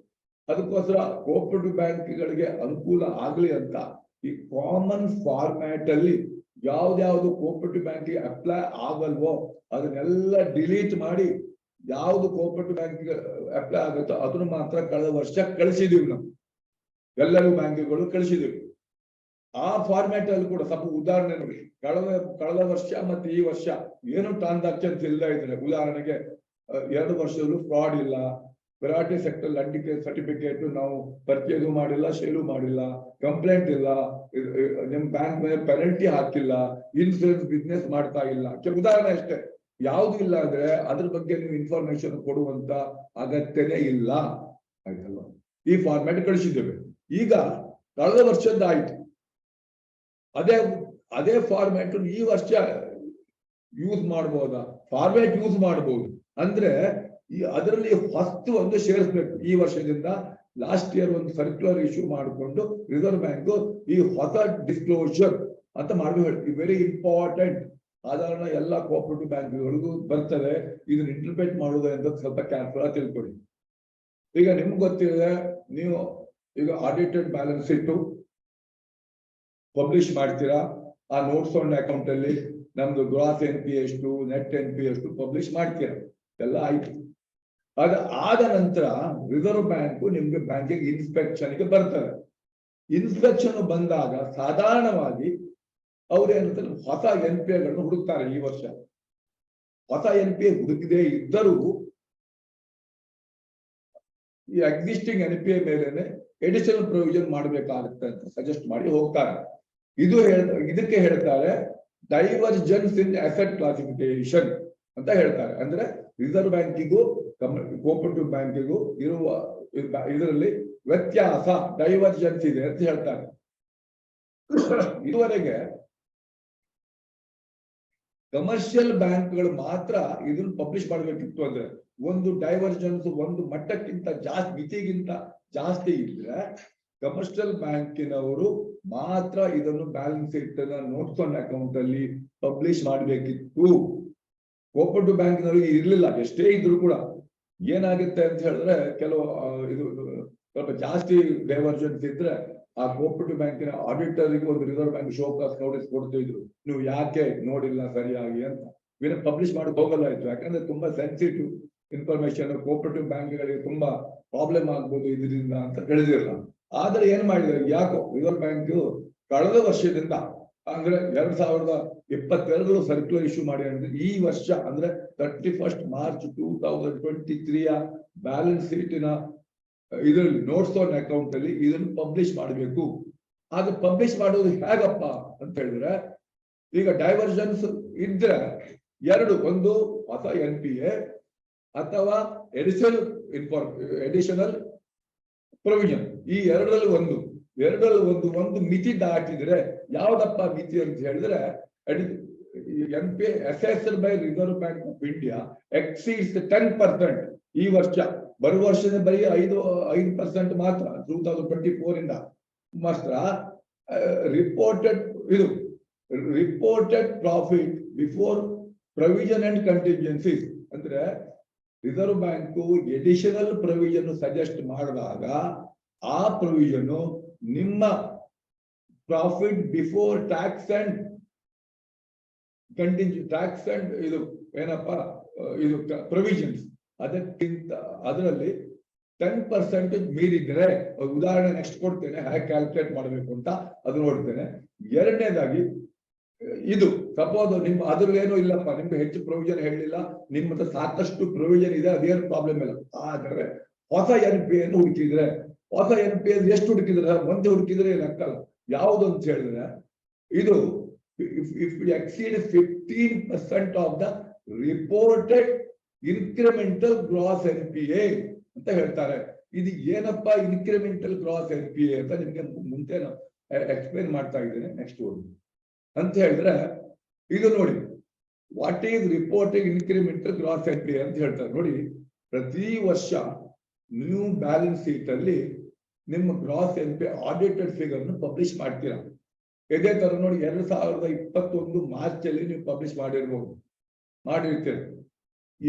ಅದನ್ನ 22 ಯಾಕೆ 22 ಹೇಳ್ತೇನೆ ಅಂತ ಹೇಳಿದ್ರೆ, ಇದು ರಿಸರ್ವ್ ಬ್ಯಾಂಕ್ ಇನ್ಸ್ಪೆಕ್ಟ್ ಮಾಡಿದ್ದು. ಈಗ ಪಬ್ಲಿಷ್ ಮಾಡೋದು 23 ಇರ್ಬೋದು, ಆದ್ರೆ ನಿಮ್ಗೆ ಇನ್ಫಾರ್ಮೇಶನ್ ಯಾವ್ದು ಬೇಕು ಅಂತ ಹೇಳಿದ್ರೆ ಲಾಸ್ಟ್ ರಿಸರ್ವ್ ಬ್ಯಾಂಕ್ ಆಡಿಟ್ ಮಾಡಿದ ರೆಫರೆನ್ಸ್ ಇದು. ಈ 23 ಆಗುದೇ ಇಲ್ಲ. 23 ಈಗ ಡಿಸೆಂಬರ್ ಜೂನ್ ಪಬ್ಲಿಷ್ ಮಾಡ್ತೀರಾ, ಅದ್ರ ಮುಂಚೆನೆ RBI ಇದನ್ನು ಆಡಿಟ್ ಆಗುವಂತ ಬಹಳ ಕಡಿಮೆ ಚಾನ್ಸ್, ವೆರಿ ರ್ಯಾರ್ ಕೇಸಸ್. ಯಾವಾಗಲೂ ಅದು ಹಿಂದಿನ ವರ್ಷ ಇರ್ತದೆ. ಕಮರ್ಷಿಯಲ್ ಬ್ಯಾಂಕ್ ನಲ್ಲಿ ಪ್ರತಿ ವರ್ಷ ಇನ್ಫಾರ್ಮೇಶನ್ ಇದು ಇನ್ಸ್ಪೆಕ್ಟ್ ಆಗುವುದರಿಂದ ಇನ್ವೇರಿಯಬ್ಲಿ 23 ಪಬ್ಲಿಷ್ ಮಾಡುವಂತದ್ದು 22 ಬ್ಯಾಲೆನ್ಸ್ ಇರೋದು ಹೇಳ್ಬಹುದು. ಕೋಪರೇಟಿವ್ ಬ್ಯಾಂಕ್ ಅಲ್ಲಿ ಅಂತೇನಿಲ್ಲ. ಈ ಕೆಲವು ನೋಡಿ, ಈ ವರ್ಷದಲ್ಲಿ 21 ಇನ್ಸ್ಪೆಕ್ಷನ್ ಆಗಿರ್ಬೋದು. ಆದ್ರಿಂದ ಯಾವ ವರ್ಷದ RBI ಇನ್ಸ್ಪೆಕ್ಷನ್ ರಿಪೋರ್ಟ್ ನಿಮ್ಗೆ ಬಂದಿದೆ, ಅದ್ರಲ್ಲಿ ಏನ್ ಫಿಗರ್ ಇದೆ ಅದಕ್ಕೆ ಸಂಬಂಧಪಟ್ಟಾಗಿದು. ಇದು ಅಸಂಪ್ಷನ್ ಅಂದ್ರೆ 22 ಮಾರ್ಚ್ 20 ಪ್ರೊವಿಷನ್ 31 ಮಾರ್ಚ್ 22ಗೆ RBI ಇನ್ಸ್ಪೆಕ್ಷನ್ ಮಾಡಿದೆ, ಅದು ರಿಪೋರ್ಟ್ ನಿಮ್ ಕೈ ಬಂದಿದೆ. ಅದರ ಪ್ರಕಾರ ಇದು ಅದೇನಂದ್ರೆ ಮಾರ್ಚ್ 21 ಫೈನಾನ್ಸಿಯಲ್ ಇಯರ್ 21-22 ನಲ್ಲಿ ನಿಮ್ಗೆ ಹೊಸ NPA ಏನು ನೀವು ಕಂಡು ಹುಡುಕಿದ್ದೀರಾ ನಿಮ್ಮ ಆಡಿಟರ್ಸ್. ಉದಾಹರಣೆ ಕೊಟ್ಟಿದ್ದೀರಿ, 21ರಲ್ಲಿ 100 ಕೋಟಿ ನಿಮ್ ಗ್ರಾಸ್ NPA ಇತ್ತು, 22ರಲ್ಲಿ 150 ಕೋಟಿ ಗ್ರಾಸ್ NPA ಇತ್ತು. ಅಂದ್ರೆ ಇನ್ಕ್ರಿಮೆಂಟಲ್ ಗ್ರಾಸ್ NPA ಎಷ್ಟಪ್ಪ ಅಂತ ಹೇಳಿದ್ರೆ, ಆ ಇನ್ಕ್ರಿಮೆಂಟಲ್ ಅರ್ಥ ಏನಂತ ಹೇಳಿದ್ರೆ 50 ಹೊಸ NPAಗಳನ್ನು ಹುಡುಕಿದ್ದೇವೆ. ಅಕೌಂಟ್ ಅಲ್ಲ, ಇದು ಅಮೌಂಟ್ ಹುಡುಕಿದ್ರೆ 50 ಕೋಟಿ. ಈಗ ರಿಸರ್ವ್ ಬ್ಯಾಂಕ್ ಏನ್ ಹೇಳುತ್ತೆ, ಈ ಇನ್ಕ್ರಿಮೆಂಟಲ್ ಕಾಲಮ್ 3 ಇದೆಯಲ್ಲ, ಇನ್ಕ್ರಿಮೆಂಟಲ್ ಗ್ರಾಸ್ NPA ಅಲ್ಲಿ 15% ಗಿಂತ ಜಾಸ್ತಿ ಇದ್ರೆ ಅಂದ್ರೆ ರಿಸರ್ವ್ ಬ್ಯಾಂಕ್ ಬಂದು ಈಗ 15% ಏನಪ್ಪಾ, 50ನ 15% ಏನಪ್ಪಾ ಅಂತ ಹೇಳಿದ್ರೆ 7.5 ಕೋಟಿ ಆಗುತ್ತೆ. ಈಗ ರಿಸರ್ವ್ ಬ್ಯಾಂಕ್ ಇನ್ಸ್ಪೆಕ್ಟ್ ಮಾಡಿ 2022 ಬ್ಯಾಲೆನ್ಸ್ ಶೀಟ್ ಇನ್ಸ್ಪೆಕ್ಟ್ ಮಾಡಿ ಸಪೋಸ್ ಒಂದು ಇದು 10 ಕೋಟಿ ಡೈವರ್ಜನ್ಸ್ ಹೇಳ್ತು, ಅಂದ್ರೆ ಇನ್ಕ್ರಿಮೆಂಟಲ್ ಹೊಸ NPA 10 ಕೋಟಿ, ಆವಾಗ it exceed 15% of incremental gross NPA. ಆದ್ರಿಂದ ನೀವು ಪಬ್ಲಿಷ್ ಮಾಡಬೇಕು. ಯಾಕಂದ್ರೆ ಇದು ನೀವು ಡಿಸ್ಕ್ಲೋಸ್ ಮಾಡ್ಬೇಕಾ ಬೇಡವಾ ಅಂತ ತಿಳ್ಕೊಳ್ಳೋಕಷ್ಟೇ. ಈ ಫಾರ್ಮ್ಯಾಟ್ ಅಲ್ಲಿ ಡಿಸ್ಕ್ಲೋಸ್ ಮಾಡುವುದಲ್ಲ, ಯಾವ ಫಾರ್ಮ್ಯಾಟ್ ಡಿಸ್ಕ್ಲೋಸ್ ಮಾಡುವಂತದ್ದು ಇನ್ನು ಇದೆ. ಒಂದು ಅಂದ್ರೆ 15% of the incremental gross NPA. ಅಂದ್ರೆ ಇನ್ಕ್ರಿಮೆಂಟಲ್ ಗ್ರಾಸ್ NPA ಇಲ್ಲ 50 ಕೋಟಿ, 15% 7.5 ಕೋಟಿ ಆಗುತ್ತೆ. ಯಾಕಂದ್ರೆ ರಿಸರ್ವ್ ಬ್ಯಾಂಕ್ ಹೊಸ NPA ಕಂಡು ಹುಡುಕಿದ್ದು 7.5 ಕೋಟಿಗಿಂತ ಕೆಳಗಿದ್ರೆ ನೀವು ಡಿಸ್ಕ್ಲೋಸ್ ಮಾಡುದು ಬೇಡ. ಸಪೋಸ್ 7.5 ಕೋಟಿಗಿಂತ ಜಾಸ್ತಿ ಬಂತು ಅಂತ ಆದ್ರೆ ನೀವು ಇದನ್ನು ಡಿಸ್ಕ್ಲೋಸ್ ಮಾಡಬೇಕು. ಅಂದ್ರೆ ಇದು ನೋಟ್ಸ್ ಆನ್ ಅಕೌಂಟ್ ಅಲ್ಲಿ ಡೈವರ್ಜನ್ ಪಬ್ಲಿಷ್ ಮಾಡಬೇಕು. ನೆಕ್ಸ್ಟ್ ಎರಡನೇದು ಏನು ಅಂತ ಹೇಳಿದ್ರೆ ಎಡಿಷನಲ್ ಪ್ರೊವಿಷನ್ ಸಜೆಸ್ಟ್ ಮಾಡಿರ್ತೀರಲ್ವಾ, ಎಡಿಷನಲ್ ಸಜೆಸ್ಟ್ ಪ್ರೊವಿಷನ್ ಮಾಡಿದಾಗ ಅದು ಹೇಗಪ್ಪ, ಆ ವರ್ಷದ ಪ್ರಾಫಿಟ್ ಅಂದ್ರೆ 2022 ಮಾರ್ಚ್ ಅಲ್ಲಿ ನಿಮ್ದು profit before tax and provisions ಅಂತ ಹೇಳ್ತಾರೆ. ಅದು ಹೇಳ್ತಾರೆ ಅಂತ ಹೇಳಿದ್ರೆ provisions and before provisions and contingencies ಅಂತ ಇಲ್ಲಿ ಇರುತ್ತೆ. ಅದು ಇಲ್ಲಿ ನೋಡಿ, ಈಗ ನೆಟ್ ಪ್ರಾಫಿಟ್ ಆ ವರ್ಷದ ಮಾರ್ಚ್ ಅಲ್ಲಿ 100 crores ಅಂತ ತಗೊಳ್ಳಿ. ಅದಕ್ಕೆ ನೀವು ನೆಟ್ ಪ್ರಾಫಿಟ್ ಗೆ ಆಡ್ ಮಾಡಬೇಕು provision for standard assets, provision for BDDR ಮತ್ತೆ ಪ್ರೊವಿಷನ್ ಫಾರ್ ಟ್ಯಾಕ್ಸ್. ಇದು ಹೈಪೋಥೆಟಿಕಲ್ ಫಿಗರ್. ಇದು ಮೂರು ಸೇರಿ 50 ಕೋಟಿ ಇತ್ತು ಅಂತ ಹೇಳ್ಕೊಳ್ಳಿ. ಆವಾಗ ಏನಾಗುತ್ತೆ, profit before provision and contingency 150 ಕೋಟಿ ಆಗ್ತದೆ. ಇದು ಗ್ರಾಸ್ ಪ್ರಾಫಿಟ್ ಅಲ್ಲ, ಪ್ರಾಫಿಟ್ ಬಿಫೋರ್ ಪ್ರೊವಿಷನ್ ಕಂಟಿಂಜೆನ್ಸಿ 150 ಕೋಟಿ ಆಗುತ್ತೆ. ಸಪೋಸ್ ಇವಾಗ ಮಾರ್ಚ್ 22ಕ್ಕೆ ರಿಸರ್ವ್ ಇದು ನೀವು BDDR 10 ಕೋಟಿ ಇಟ್ಕೊಂಡಿದ್ದೀರಾ ಅಂತ ಹೇಳ್ಕೊಳ್ಳಿ. NPA ಎಷ್ಟೇ ಇರಲಿ, ನಿಮ್ಮಲ್ಲಿ 10 ಕೋಟಿ ಇಟ್ಕೊಂಡಿದ್ದೀರಾ. ಸಪೋಸ್ ರಿಸರ್ವ್ ಬ್ಯಾಂಕ್ ಇದು ಲೆಕ್ಕ ಹಾಕಿ ಇನ್ಸ್ಪೆಕ್ಷನ್ ರಿಪೋರ್ಟ್ ಅಲ್ಲಿ ನಿಮ್ದು ಇದು 26 ಕೋಟಿ ಪ್ರೊವಿಷನ್ ಮಾಡ್ಬೇಕಾಗತ್ತೆ ಒಟ್ಟು ಅಂತ ಹೇಳ್ಕೊಳ್ಳಿ. ಆವಾಗ ಏನಾಯ್ತು, 16 ಕೋಟಿ ಜಾಸ್ತಿ ಪ್ರೊವಿಷನ್ ಹೇಳಿದ್ರು ಅವರೀಗ. 16 ಕೋಟಿ ಜಾಸ್ತಿ ಪ್ರೊವಿಷನ್ ಹೇಳಿದಾಗ ಇದ್ರದ್ದು ಏನಾಯ್ತು, ಇದು ನೋಡಿ, it is in excess of 10%. ಈಗ 150 ಕೋಟಿಯ 10% ಅಂದ್ರೆ 15 ಕೋಟಿ ಆಗುತ್ತೆ. ರಿಸರ್ವ್ ಬ್ಯಾಂಕ್ ಎಡಿಷನಲ್ ಪ್ರೊವಿಷನ್ 16 ಕೋಟಿ ಹೇಳಿದೆ. ಆದ್ರಿಂದ ಒನ್ ಆಫ್ ದ 2 ಕಂಡೀಷನ್ಸ್ ಇದಾಯ್ತು. ಅಂದ್ರೆ 10% ಎಡಿಷನಲ್ ಪ್ರೊವಿಷನ್ 10% ಜಾಸ್ತಿ ಇದೆ, ಆದ್ರಿಂದ ಡಿಸ್ಕ್ಲೋಸ್ ಮಾಡಬೇಕು. ಕನ್ಫ್ಯೂಷನ್ ಇಲ್ಲ ತಾನೆ? ಎರಡರಲ್ಲಿ ಒಂದು ಕೊಡಿ, either additional provision or additional NPA. ಎರಡರಲ್ಲಿ ಒಂದು ಅಥವಾ ಎರಡೂನು ಕಂಡೀಷನ್ ಫುಲ್ಫಿಲ್ ಆದ್ರೆ ನೀವು ಡಿಸ್ಕ್ಲೋಸ್ ಮಾಡಬೇಕು. ನೆಕ್ಸ್ಟ್ ಹೇಳಿ, ಈಗ ಡಿಸ್ಕ್ಲೋಸ್ ಮಾಡೋ ಫಾರ್ಮ್ಯಾಟ್ ಹೇಳಿದೆ. ಅದೆಲ್ಲ ನೋಡಿ 2021, 22 ಬಗ್ಗೆ ಹೇಳಿದ್ರು. ಇದು ಈಗ ಈ ವರ್ಷದ ಇದ್ರಲ್ಲಿ ಡಿಸ್ಕ್ಲೋಸ್ ಮಾಡ್ಬೇಕು ಅಂತ ಹೇಗೆ? ಸಪೋಸ್ ಅದ್ರ ಪ್ರಕಾರ ಡೈವರ್ಜನ್ಸ್ ಇದೆ ಅಂತ ಗೊತ್ತಾದ್ರೆ, ಡೈವರ್ಜನ್ಸ್ ಇಲ್ಲ ಅಂದ್ರೆ ಇದು ಅಗತ್ಯ ಇಲ್ಲ. ಡೈವರ್ಜನ್ಸ್ ಇತ್ತು ಅಂತ ಆದ್ರೆ ಈ ಫಾರ್ಮ್ಯಾಟ್ ಅಲ್ಲಿ ನೀವು ಪಬ್ಲಿಷ್ ಮಾಡಬೇಕು. ಇದರಲ್ಲಿ ರೆಡಿಮೇಡ್ ಫಿಗರ್ ಇದೆ. ಗ್ರಾಸ್ NPA ಅಂದ್ರೆ ಆಸ್ ಪರ್ ದ ಬ್ಯಾಂಕ್ ಅಂದ್ರೆ ಮಾರ್ಚ್ 20 ಎಷ್ಟು gross NPA as assessed by RBI, ಮತ್ತೆ ಡೈವರ್ಜನ್ಸ್ ಅಂದ್ರೆ 2 ಮತ್ತು 1 ಎಷ್ಟು ರಿಪೋರ್ಟ್ ಮಾಡಬೇಕು. ಅದೇ ತರ net NPA as per the bank as per RBI. Last ಇಯರ್ದು ಈ ವರ್ಷದಲ್ಲ, ಇದು ನೆನ್ಪಿಟ್ಕೊಳ್ಳಿ. ಲಾಸ್ಟ್ ಇಯರ್ ಅಂದ್ರೆ ಯಾವ ರಿಸರ್ವ್ ಬ್ಯಾಂಕಿನ ಇನ್ಸ್ಪೆಕ್ಷನ್ ರಿಪೋರ್ಟ್ ಆಧಾರದ ಮೇಲೆ ನೆನ್ಪಿಟ್ಕೊಳ್ಳಿ ಅದು. ಮತ್ತೆ ಇನ್ನೊಂದು ನೆಕ್ಸ್ಟ್, ಇದು provision held by the reserve bank, reported by reserve bank. ಇದು assessed by reserve bank and provision reported by the bank. ಈ ಎರಡರ ವ್ಯತ್ಯಾಸ ಅದನ್ನು ತೋರಿಸ್ಬೇಕು. ಡೈವರ್ಜೆನ್ಸ್ ಎಷ್ಟು ತೋರಿಸ್ಬೇಕು. ಅದಲ್ಲದೇನೆ ಈ ಪ್ರೊವಿಷನ್ ಎಡಿಷನಲ್ ಪ್ರೊವಿಷನ್ ಮಾಡಬೇಕು. ಆದ್ರಿಂದ ಈ ನೆಟ್ ಪ್ರಾಫಿಟ್ ಅಲ್ಲಿ ಅದು ವ್ಯತ್ಯಾಸ ಕೊನೆಗೆ ಬರುತ್ತೆ. ರಿಪೋರ್ಟೆಡ್ ಪ್ರಾಫಿಟ್ ಅಲ್ಲಿ ಬರುತ್ತೆ. ಅಡ್ಜಸ್ಟೆಡ್ ಅಥವಾ ನೋಷನಲ್ ಪ್ರಾಫಿಟ್ ನಿಮ್ದು ಏನಾಗುತ್ತೆ, ಕಡಿಮೆ ಆಗುತ್ತೆ. ಅದು ಲಾಸ್ಟ್ ಕಾಲಮ್ ಅಲ್ಲಿ ತೋರಿಸ್ಬೇಕು.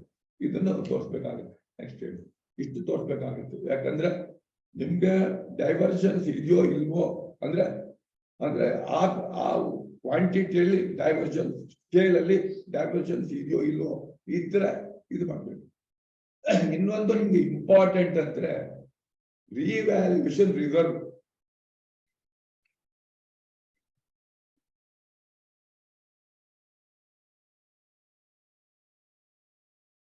ಬಿಡ್ರಿ, ಎಲ್ಲಾ ಬ್ಯಾಂಕ್ನಲ್ಲಿ ಸಾಧಾರಣವಾಗಿ ಒಬ್ಬ ಸ್ವಂತ ಕಟ್ಟಡ ಇರ್ತಾನೆ.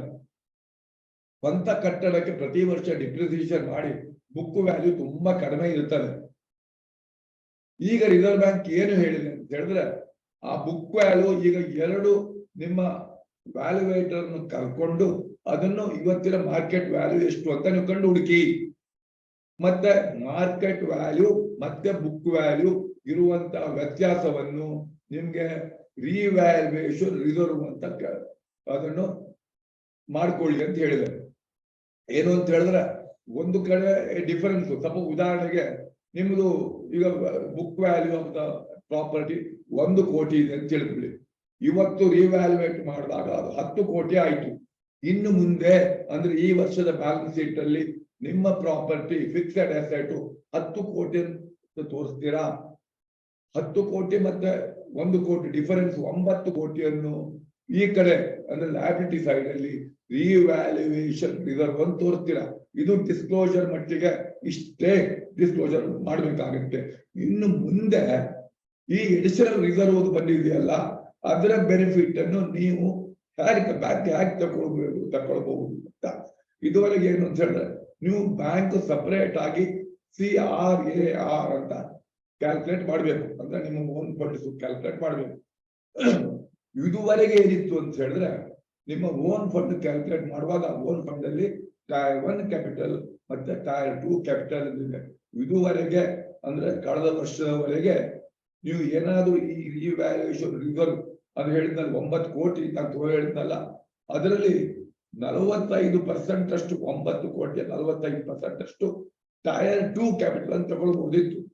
ಅದರಿಂದ ಏನು ಅನಾನುಕೂಲ ಆಗಿತ್ತು ಅಂತ ಹೇಳಿದ್ರೆ ಈ ವರ್ಷಕ್ಕೂ ಕಳೆದ ವರ್ಷ ಏನು ವ್ಯತ್ಯಾಸ ಅಂದ್ರೆ ಯಾವಾಗ್ಲೂ ಏನಪ್ಪ ಇದು ನಿಮ್ಮ individual exposure credit exposure limit last year ಇಂದ ಸಿಂಪಲ್ ನಿಮ್ಮ ಕೇವಲ ಟೈರ್ 1 ಕ್ಯಾಪಿಟಲ್ ಮೇಲೆ ಇತ್ತು. ಮೊದಲು 2 ಟೈರ್ 1 ಟೈರ್ 2 ಇತ್ತು, ಇನ್ನು ಮುಂದೆ ಟೈರ್ 1 ಕ್ಯಾಪಿಟಲ್ ಮಾತ್ರ ಇತ್ತು. ಅದರಿಂದ ಎಷ್ಟೋ ಬ್ಯಾಂಕ್ಗಳಿಗೆ ತಮ್ಮ ಲೆಂಡಿಂಗ್ ಕೆಪಾಸಿಟಿ ಬಹಳ ಕಡಿಮೆ ಆಗಿತ್ತು.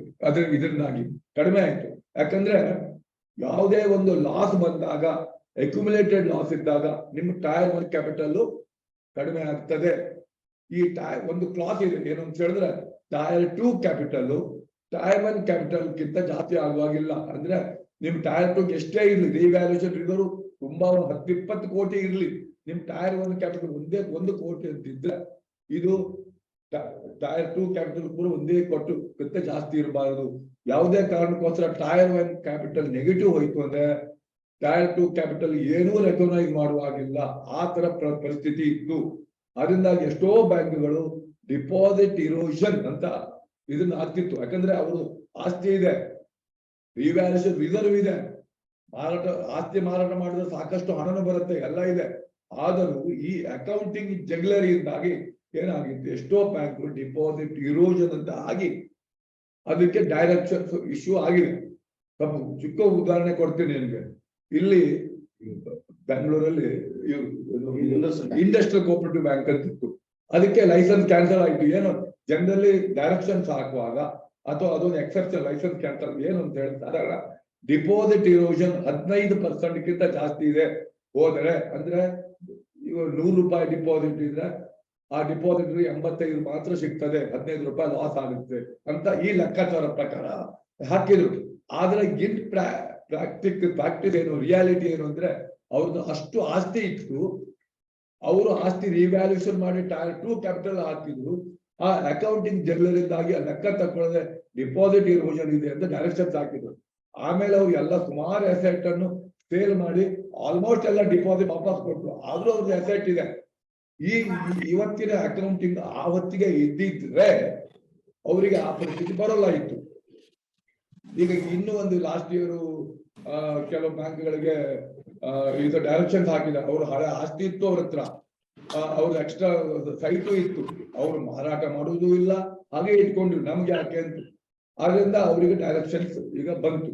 ಇದ್ರಿಂದಾಗಿ ಏನಾಗುತ್ತೆ, ಈಗ ನಿಮ್ಗೆ ಟೈರ್ 1 ಕ್ಯಾಪಿಟಲ್ ಹಾಕಿದ್ರಿಂದ ಈ ತರ ಡಿಪಾಸಿಟ್ ಇರೋಷನ್ ಆಗುವಂತ ಪ್ರಮೇಯ ಬಹಳ ಕಡಿಮೆ. ಡಿಪಾಸಿಟ್ ಇರೋಷನ್ ಆಗುವ ಪ್ರಮೇಯ ಕಡಿಮೆ ಬಂದ್ರಿಂದ ನಿಮಗೆ ಡೈರೆಕ್ಷನ್ಸ್ ಹಾಕುವ ಕ್ರಮೆ. ಮತ್ತೆ ಎಷ್ಟೋ ಬ್ಯಾಂಕ್ಗಳು SAF ನಲ್ಲಿ ಇವೆ. SAF ಇದೆ ಅಂತ ಕಾರಣ ಅವರ ಲೆಂಡಿಂಗ್ಗೆ ಕನಿಷ್ಠ 25% ಆದ್ರೂ ಕೂಡ ಡೌನ್ ಆಗುತ್ತೆ ಲೆಂಡಿಂಗ್ ಪವರ್. ಅಥವಾ ಸ್ವಲ್ಪ ನಿಮ್ಮ ನೆಟ್ NPA 10% ಜಾಸ್ತಿ ಇದೆ, ಲೆಂಡಿಂಗ್ ಪವರ್ ಇದು ಇನ್ನು 50% ಕಡಿಮೆ ಆಗುತ್ತದೆ. ಇದರಿಂದ ನೀವು ನೋಡಿ, ಇದು ಟೈರ್ 1 ಕ್ಯಾಪಿಟಲ್ಗೆ ಬಂದ್ರಿಂದ ಏನಾಗುತ್ತೆ, ಅವರಿಗೆ ಲೆಂಡಿಂಗ್ ಪವರ್ ಇನ್ನೊಂದು ಜಾಸ್ತಿ ಬರ್ತದೆ. ಅದನ್ನು ಯಾವ ಬ್ಯಾಂಕುಗಳು, ಎಲ್ಲಾ ಬ್ಯಾಂಕುಗಳು ಮಾಡಬಹುದು. ಮತ್ತೆ ಸ್ಪೆಸಿಫಿಕಲಿ ಯಾವ ಬ್ಯಾಂಕುಗಳು SCF ನಲ್ಲಿ ಇವೆ, ಅವರು ಈ 31 ಮಾರ್ಚ್ ಒಳಗೇನೆ ಅವರ ಇದನ್ನು ರಿವ್ಯಾಲ್ಯೂಯೇಷನ್ 2 ರಿಪೋರ್ಟ್ ತಕೊಳ್ಳಿ, ಅರ್ಜೆಂಟ್ ಆಗಿ 2 ರಿಪೋರ್ಟ್ ತಕೊಳ್ಳಿ, ರಿವ್ಯಾಲ್ಯೂಯೇಷನ್ ಮಾಡಿ. ಈ 31 ನೋಡಿ ನಿಮ್ಗೆ ಅನುಕೂಲ ಆಗಲಿ ಅಂತ ನಿನ್ನೆ ತಾನೇ ರಿಸರ್ವ್ ಬ್ಯಾಂಕ್ ಸರ್ಕ್ಯುಲರ್ ಇಶ್ಯೂ ಮಾಡಿದೆ. ಇದು ಬರೋ ವರ್ಷದಿಂದ ಲಾಗು ಆಗಿದ್ದು 31 ಮಾರ್ಚ್ ಇಂದ ಈಗ ಈ ವರ್ಷನೇ ಲಾಗು ಮಾಡಿದೆ. ಆದ್ರಿಂದ 1 ಏಪ್ರಿಲ್ ಇಂದ ನೀವು ಇದ್ರ ಬೆನಿಫಿಟ್ ತಗೊಳ್ಬಹುದು. ಆದ್ರಿಂದ ಇಮಿಡಿಯೇಟ್ ಆಗಿ ನೀವು ರಿವ್ಯಾಲ್ಯೂಯೇಷನ್ ರಿಸರ್ವ್ ಮಾಡ್ಕೊಳ್ಳಿ, ಅದರ 45% ಟೈರ್ 1 ಕ್ಯಾಪಿಟಲ್ ಮಾಡ್ಕೊಳ್ಳಿ. ನಿಮ್ ಲೆಂಡಿಂಗ್ ಕೆಪಾಸಿಟಿ ಜಾಸ್ತಿ ಆಗ್ತದೆ, ಪಕ್ಕನ ಡಿಪಾಸಿಟ್ ಇರೋಜನ್ ಇದ್ರೆ ಅದು ಕಡಿಮೆ ಆಗ್ತದೆ. ಆದ್ರಿಂದ ಇದನ್ನು ಇಮಿಡಿಯೇಟ್ ಮಾಡ್ಕೊಳ್ಳಿ, ಎಲ್ಲರಿಗೂ ಅರ್ಜೆಂಟ್. ಯಾರು ಮಾಡ್ಕೊಳ್ಳದೆ ಇದ್ರೆ ಅರ್ಜೆಂಟ್ ಇದ್ರ ಪ್ರಕಾರ ಮಾಡ್ಕೊಳ್ಳಿ. ಇದು ನಿಮ್ಗೆ ವ್ಯಾಲ್ಯೂಷನ್ ಬಹಳ ಕಷ್ಟದ್ದಲ್ಲ. ನಿಮ್ದೇ ಬಿಲ್ಡಿಂಗ್ ಪ್ರಾಪರ್ಟಿ ಡಾಕ್ಯುಮೆಂಟ್ ನಿಮ್ಮ ಹತ್ರನೇ ಇದೆ, ನಿಮ್ಮ ರೆಡಿಮೇಡ್ ವ್ಯಾಲ್ಯೂರ್ ಇದ್ದಾರೆ, ಇಬ್ಬರಿಂದ ಇಂಡಿಪೆಂಡೆಂಟ್ ವ್ಯಾಲ್ಯೂ ನಿಮ್ಮ ರೆಡಿ ಇದ್ದಾರೆ. ಎಂಪೆನಲ್ಡ್ ವ್ಯಾಲ್ಯೂ ಇಂದ ವ್ಯಾಲ್ಯೂಯೇಟ್ ಮಾಡ್ಕೊಳ್ಳಿ, ಮತ್ತೆ ಮಾಡ್ಕೊಳ್ಳಿ, ಇಮಿಡಿಯೇಟ್ ಮಾಡ್ಕೊಳ್ಳಿ. ಇದನ್ನು ನಿಮ್ಮ ಬ್ಯಾಲೆನ್ಸ್ ಶೀಟ್ ಅಲ್ಲಿ ಈ ವರ್ಷ ವ್ಯಾಲ್ಯೂಯೇಟ್ ಮಾಡಿದ್ದೇವೆ. ಇದು ನೋಟ್ಸ್ ಆನ್ ಅಕೌಂಟ್, ನಮ್ದು ಬುಕ್ ವ್ಯಾಲ್ಯೂ ಎಷ್ಟಿತ್ತು, ಈ ತರ ವ್ಯಾಲ್ಯೂಯೇಟ್ ಮಾಡಿದ್ದೇವೆ ಅಂತ ಮಾಡ್ಕೊಳ್ಳಿ. ಮತ್ತೆ ಇದು ಪಾಲಿಸಿ ಒಂದು ಇಲ್ಲೇ ಇದ್ರೆ ಇಮಿಡಿಯೇಟ್ ಆಗಿ ಒಂದು ಪಾಲಿಸಿ ಅಂತ ಮಾಡ್ಕೊಳ್ಳಿ. ಅಂದ್ರೆ ಪಾಲಿಸಿ ಈ ತರದ್ದು. ಆದ್ರೆ ಇದನ್ನು ಯಾವಾಗ ಪುನರ್ ಕನಿಷ್ಠ 3 ವರ್ಷಕ್ಕೆ ಒಂದ್ಸತಿ ಆದ್ರೂ ಇದನ್ನು ಹೊಸ ವ್ಯಾಲ್ಯೂಷನ್ ಮಾಡ್ಬೇಕು ಅಂತ ಅದನ್ನ ಹಾಕೊಳ್ಳಿ. 3 ವರ್ಷಕ್ಕೋ 2 ವರ್ಷಕ್ಕೋ ವ್ಯಾಲ್ಯೂಷನ್ ಮಾಡ್ತೇವೆ. ಡಿಪ್ರಿಸಿಯೇಷನ್ ಮೆಥಾಡಾಲಜಿ ಏನು ಅದೆಲ್ಲ ಒಂದು ಪಾಲಿಸಿ ಮಾಡ್ಕೊಳ್ಳಿ. ಏನೋ ಒಂದು ಪಾಲಿಸಿ ಮಾಡ್ಕೊಳ್ಳಿ. ಹೆಚ್ಚು ಕಮ್ಮಿ ಇಲ್ಲ ರಿಸರ್ವ್ ಬ್ಯಾಂಕ್ ನೋಡಿ ಪಾಲಿಸಿ ಅದು ಕಡಿಮೆ ಇದೆ, ಇದು ಕಡಿಮೆ ಹೇಳಿ ಅದನ್ನ ಪಾಲಿಸಿ ಇಂಪ್ರೂವ್ ಮಾಡಬೇಕು. ಫಸ್ಟ್ ಆಫ್ ಆಲ್ ರಿವ್ಯಾಲ್ಯೂಯೇಟ್ ಮಾಡ್ಕೊಳ್ಳಿ. ನಿಮ್ಮ ಇದನ್ನು ಟೈರ್ 1 ಕ್ಯಾಪಿಟಲ್ ತಕೊಳ್ಳಿ, ನಿಮ್ ಲೆಂಡಿಂಗ್ ಕೆಪಾಸಿಟಿ ಜಾಸ್ತಿ ಮಾಡ್ಕೊಳ್ಳಿ. ಮತ್ತೆ ಬ್ಯಾಲೆನ್ಸ್ ಶೀಟ್ ಅಲ್ಲಿ ನೋಟ್ಸ್ ಅಂಡ್ ಅಕೌಂಟ್ ಅಲ್ಲಿ ತೋರಿಸಿ. ಇಷ್ಟು ಅಗತ್ಯವಾಗಿ ಎಲ್ಲರೂ ಮಾಡ್ಬೇಕಾದ್ದೆ. ಸಪೋಸ್ ಯಾರ್ದು ಆಲ್ರೆಡಿ ನಿಮ್ದು ಇದು CRR ತುಂಬಾ ಇದೆ, ಪ್ರಾಬ್ಲಮ್ ಇಲ್ಲ, ನೆಕ್ಸ್ಟ್ ಇಯರ್ ಮಾಡ್ಕೊಳ್ಬಹುದು, ಏನೋ ತೊಂದರೆ ಇಲ್ಲ. ಯಾರ್ಯಾರು ನೋಡಿ ಎಷ್ಟೋ ಬ್ಯಾಂಕ್ಗಳಿಗೆ ಇದು SAF ಇದ್ದವರಿಗೆ, ಮತ್ತೆ ಟೈರ್ 2, ಟೈರ್ 3, ಟೈರ್ 4 ಬ್ಯಾಂಕ್ಗಳಿಗೆ ನಿಮ್ದು CRAR ಜಾಸ್ತಿ ಆಗ್ಬೇಕು ನೋಡ್ಕೊಳ್ಳಿ. ಜಾಸ್ತಿ CRR 12% ಅಲ್ಲ CRR ಹೋಗುತ್ತೆ. ಅವರು ಡೆಫಿನೆಟ್ ಇದು ಮಾಡ್ಕೊಳ್ಳಿ ನಿಮ್ದು. ಇದು ನಿಮ್ಗೆ ರಿವ್ಯಾಲ್ಯೂ ಮಾಡಿದ ನಂತರ ಟೈರ್ 1 ತಿಳ್ಕೊಳ್ಳೋದು, ಟೈರ್ 2 ಬ್ಯಾಂಕಿಂಗ್ ಬಿಟ್ಟದ್ದು. ಯಾಕೆ ಟೈರ್ 2 ಮಾಡ್ತಾರೋ ಗೊತ್ತಿಲ್ಲ, ಚಾಯ್ಸ್ ಇದು ಗೊತ್ತಿಲ್ಲ. ಬಟ್ ಒಂದು ರಿವ್ಯಾಲ್ಯೂಯೇಷನ್ ಮಾಡಿ ಇಟ್ಕೊಳ್ಳಿ, ನಿಮ್ ಬ್ಯಾಲೆನ್ಸ್ ಶೀಟ್ ಸೈಜು ಜಾಸ್ತಿ ಆಗ್ತದೆ. ಇದುವರೆಗೆ ಏನಿತ್ತು ಅಂದ್ರೆ ದಟ್ ವಾಸ್ ಸೀಕ್ರೆಟ್ ರಿಸರ್ವ್ ತರ ಇತ್ತು, ಕಷ್ಟ ಕಾಲಕ್ಕೆ ನಿಮ್ಗೆ ಅನುಕೂಲ ಆಗುವಂಥದ್ದು. ಆದ್ರೆ ಅಷ್ಟೇ ಬೇಕಾದ ಅನುಕೂಲ ಆಗಲ್ಲ ಇತ್ತು. ನೀವು ಅದು ನಿಮ್ಗೆ ಡೈರೆಕ್ಟ್ ಯಾವಾಗ ನಿಮ್ಗೆ ವೈಂಡಿಂಗ್ ಅಪ್ ಆದಾಗ ಮಾತ್ರ ಆಗ್ತಿತ್ತು. ಇನ್ನು ಮುಂದೆ ಅದನ್ನು ನಿಮ್ಗೆ ರೆಡಿಮೇಡು ಅಂದ್ರೆ ಕಷ್ಟ ಕಾಲಕ್ಕೆ ನಿಮ್ಗೆ ಅನುಕೂಲ ಆಗುವುದಲ್ಲದೆ ಡೇಟ್ ಒಳಗೆ ಹೆಲ್ಪ್ ಆಗುತ್ತಾರೆ ರಿಸರ್ವ್ ಬ್ಯಾಂಕ್. ಇದು ಮೇಜರ್ ಡಿಸಿಷನ್ ಇದು ಮಾಡಿದೆ. ಇದು ಅನುಕೂಲವನ್ನು ಎಲ್ಲಾ ಕೋಆಪರೇಟಿವ್ ಬ್ಯಾಂಕ್ಗಳು ತಕೊಳ್ಳಿ ಅಂತ ಹೇಳುವಂಥದ್ದು ಫೆಡರೇಷನ್. ಇದ್ರ ಬಗ್ಗೆ ಏನೇ ಡೌಟ್ ಇದ್ರು ನೀವು ಇಲ್ಲಿ ಕೇಳಿ. ಇದರ ಬೆನಿಫಿಟ್ ಎಲ್ಲರೂ ತಕೊಳ್ಳಿ. ಪುನಃ ಹೇಳ್ತಾ ಇದ್ದೀನಿ. ಅದು ಅಂದ್ರೆ ಯಾರದ್ದು CRR ಕಂಫರ್ಟಬಲ್ ಇದೆ ಅವರು ಬೇಕಾದ್ರೆ ಬರುವ ವರ್ಷ ಅದು ಬೇಕಾದ್ರೆ ಮುಂದೆ ಮಾಡ್ಕೊಳ್ಬಹುದು. ಯಾರು ಕಂಫರ್ಟಬಲ್ ಇಲ್ಲ, ಯಾರದ್ದು ಸ್ವಂತ ಬಿಲ್ಡಿಂಗ್ ಇದೆ ಅವ್ರಿಗೆ ಮಾತ್ರ ಆಗತ್ತೆ, ಇಲ್ಲಿದ್ದರೂ ಆಗುದಿಲ್ಲ ಅಂತ ಇಟ್ಕೊಳ್ಳಿ. ಆಯ್ತು, ಅದ್ರ ಬಗ್ಗೆ ಡೌಟ್ ಇಲ್ಲ ಅಂತ ಹೇಳ್ಕೊಂಡು ಮತ್ತೆ ಕೇಳಿ. ಇನ್ನೊಂದು, ಈ ವರ್ಷ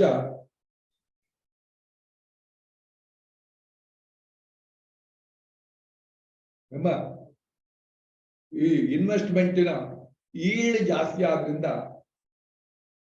ಮಾರ್ಕೆಟ್ ವ್ಯಾಲ್ಯೂ ಕಡಿಮೆ ಆಗಿದೆ.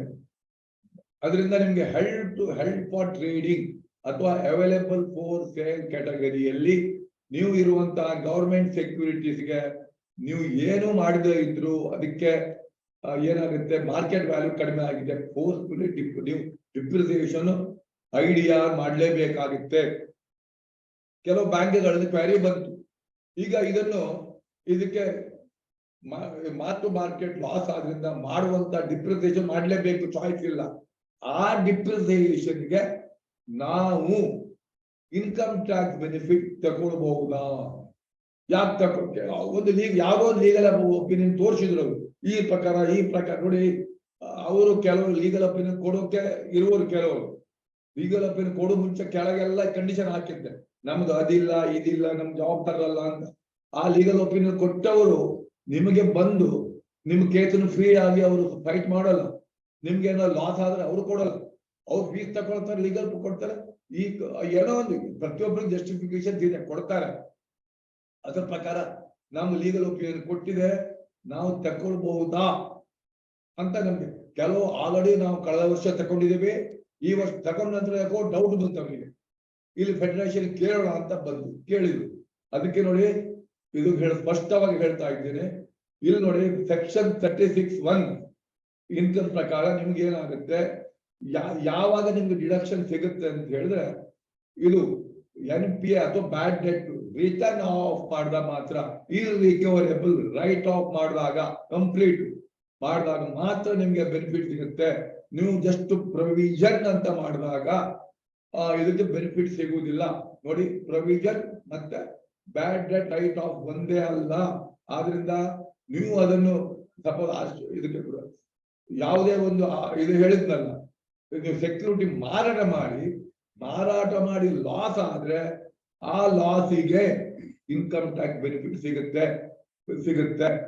ಮತ್ತೆ ಈ ತರ ಮಾರ್ಕ್ ಟು ಮಾರ್ಕ್ ಲಾಸಿಗೆ ಇರುವುದಿಲ್ಲ.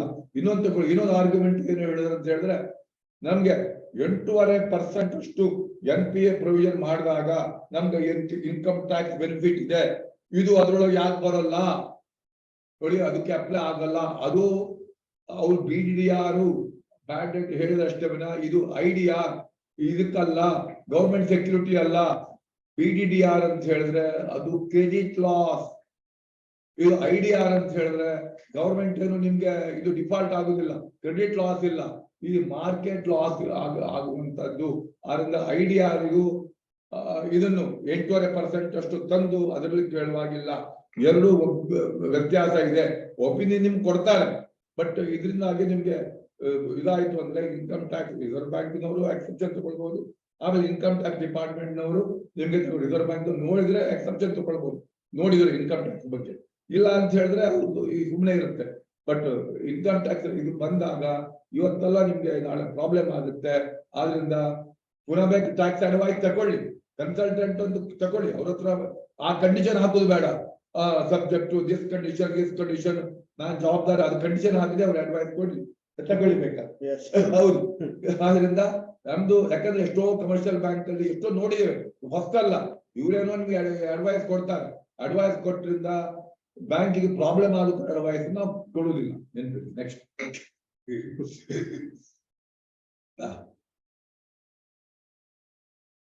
ಇನ್ನೊಂದು ನಿಮ್ಗೆ ಕಾಷನ್ ಆಗಿ ಹೇಳ್ತಾ ಇದ್ದೀನಿ, ಇದು ಅಂತ ಹೇಳಿದ್ರೆ, ಈಗ ಮೊನ್ನೆ ಇದು SAF ಇರುವಂತ ಬ್ಯಾಂಕ್ಗಳು ಮೀಟಿಂಗ್ ಕರೆದು ಸಾಕಷ್ಟು ಸಂಖ್ಯೆಯ ಬ್ಯಾಂಕ್ಗಳು SAF ಇದೆ. ಆದ್ರಿಂದ SAF ಬರುವಂತ ಮೇನ್ ಕಾರಣ ಏನು ಅಂತ ಹೇಳಿದ್ರೆ, ಸ್ಟಾರ್ಟಿಂಗ್ ಪಾಯಿಂಟ್ ಸಡನ್ ಆಗಿ ಫ್ರಾಡ್ ಮಾಡಿ ಆದ್ರೆ ಬೇರೆ ಪ್ರಶ್ನೆ, ಫ್ರಾಡ್ ಇರುವುದಿಲ್ಲ ಜನರಲಿ, ವೆರಿ ಎಕ್ಸೆಪ್ಷನ್. ಏನು ಅಂದ್ರೆ ಸ್ಟಾರ್ಟ್ ಆಗುದೇ ನಿಮ್ದು NPA ಜಾಸ್ತಿ ಆಗಲಿ ಜನರಲಿ, ಕೆಲವು ಎಕ್ಸೆಪ್ಷನ್ಸ್ ಮತ್ತೆ ಕೆಲವು ಬೇರೆ ಇರ್ಬೋದು, ಬರೀ ಜನರಲಿ NPA ಆಗಿ. NPA ಆದಾಗ ಒಂದ್ಸರ್ತಿ ದೊಡ್ಡ NPAಗಳನ್ನು ರಿಕವರಿ ಮಾಡುವುದು ಬಹಳ ಕಷ್ಟ. ನೋಡಿ, ಬಿಸ್ನೆಸ್ ಅಲ್ಲಿ NPA ಆಗುತ್ತೆ, NPA ಆಗೋದು ತಪ್ಪಲ್ಲ. ಬಿಸ್ನೆಸ್ ನೋಡಿ ಅವನು ಎಡಿತಾನೆ, NPA ಆದ ತಕ್ಷಣ ಫ್ರಾಡ್ ಅಂತ ಅರ್ಥ ಅಲ್ಲ, ಏನೂ ತಪ್ಪಿಲ್ಲ, ಇದರಲ್ಲಿ ಏನು ನಿಮ್ಗೆ ಕೆಟ್ಟದಿಲ್ಲ. ಆದ್ರೆ ದೊಡ್ಡ NPAಗಳನ್ನು ಅಸೆಟ್ಗಳು ರಿಕವರಿ ಮಾಡುದು ಬಹಳ ಕಷ್ಟ, ನಿಮ್ಗೆ ಅನುಕೂಲ ಗೊತ್ತು. ಬರುವ ವರ್ಷ ಅದೇ NPA ಕಂಟಿನ್ಯೂ ಆದ್ರೂ ಮಾಡಬೇಕಾದ ಪ್ರೊವಿಷನ್ ಜಾಸ್ತಿ ಆಗ್ತದೆ. ಅದಕ್ಕೋಸ್ಕರ ಏನ್ ಮಾಡಿದ್ದಾರೆ ರಿಸರ್ವ್ ಬ್ಯಾಂಕ್ ಅಂತ ಹೇಳಿದ್ರೆ, ನೆಟ್ NPA ಇಂಪಾರ್ಟೆಂಟ್ SAF ಬರೋಕೆ. ಈ ನೆಟ್ NPA ಯಾವ್ದಾವ್ದಕ್ಕೆ ಅನುಕೂಲ ನೋಡ್ತೇನೆ ನೋಡಿ. ನಿಮಗೆ ಟು ಬಿಕಮ್ ಫೈನಾನ್ಸಿಯಲಿ ಸೌಂಡ್, ಇದು ವೆಲ್ ಮ್ಯಾನೇಜ್ಡ್ ಬ್ಯಾಂಕ್ ಅಂತ ಆದ್ರೆ ಕನಿಷ್ಠ ನೆಟ್ NPA 3% ಕಡಿಮೆ ಇರಬೇಕು. ಇನ್ನೊಂದು, declare dividend without taking permission from reserve bank, net NPA 5% ಕಡಿಮೆ ಇರಬೇಕು. To avoid imposition of SAF net NPA 6% ಕಡಿಮೆ ಇರಬೇಕು.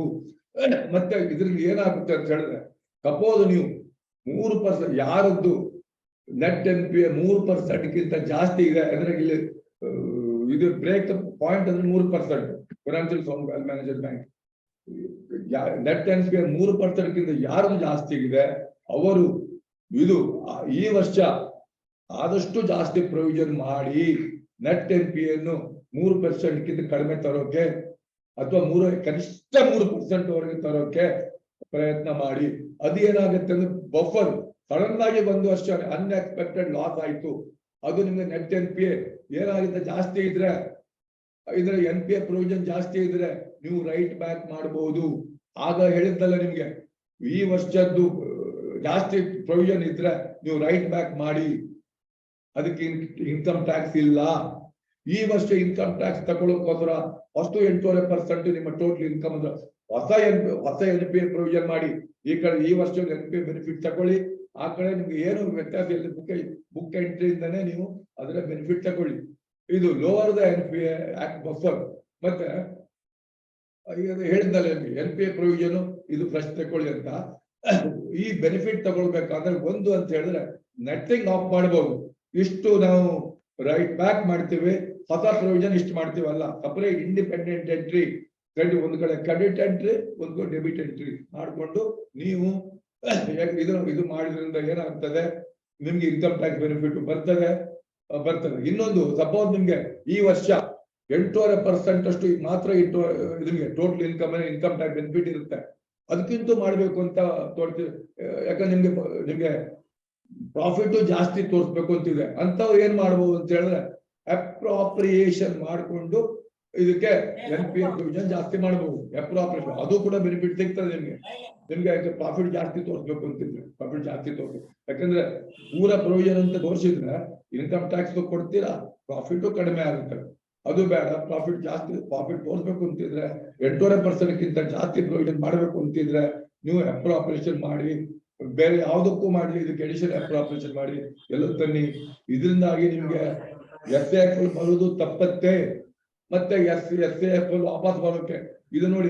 SAF ವಾಪಸ್ ತೆಗಿಬೇಕು ಅಂತಾದ್ರೆ ಪ್ರತಿ ಕ್ವಾರ್ಟರ್ಸ್ ಅಲ್ಲೂ NPA ನೆಟ್ NPA 3% ಕಡಿಮೆ ಇರಬೇಕು ಅಂತ ಹೇಳ್ತಾರೆ. ನಿಮ್ದು ಜಾಸ್ತಿ ಇದು ಪ್ರೊವಿಷನ್ ಇದ್ರೆ ನೆಟ್ NPA ಆಲ್ರೆಡಿ 3% ಕಡಿಮೆ 3% ಅಥವಾ ಕಡಿಮೆ ಇತ್ತು ಅಂತ ಆದ್ರೆ ನೀವು ಈ ಕಷ್ಟ ದಿನಗಳನ್ನು ನೋಡುವಂತ ಪ್ರಮೇಯ ಬರುವುದಿಲ್ಲ. ಇನ್ನೊಂದು ಈ ವರ್ಷದಿಂದ ಶುರುವಾದದ್ದು, ಕಳೆದ ವರ್ಷ ಇರಲಿಲ್ಲ. ಬ್ಯಾಲೆನ್ಸ್ ಶೀಟ್ ಫೈನಲೈಸ್ ಆಗ್ತಕ್ಕ ನೀವು ಮಾಡ್ಬೇಕಾದ್ದು ಏನು ಹೊಸ ಕೆಲಸ ಏನು ಅಂದ್ರೆ ಮಾಡ್ಬೇಕು ಅಂತ ಆದ್ರೆ ನಿಮ್ದು financially sound well managed bank ಅಂತ ಇದು ಯಾಕಂದ್ರೆ ರೆಡಿಮೇಡ್ ಇದೆ, ಗೊತ್ತಾಗುತ್ತೆ ಯಾರು ಅಂತ, ಡೌಟ್ ಇಲ್ಲ ಇದ್ರ ಬಗ್ಗೆ. ನಿಮ್ದು ನೆಟ್ NPA 3% ಕಡಿಮೆ ಇದ್ರೆ, CRR SLR ಡಿಫಾಲ್ಟ್ ಇಲ್ಲದೆ ಇದ್ರೆ, ಈ ತರ 3-4 ಕಂಡೀಷನ್ಸ್ ಇದೆ. ಈ ತರ 4 ಕಂಡೀಷನ್ಸ್ ಇದೆ.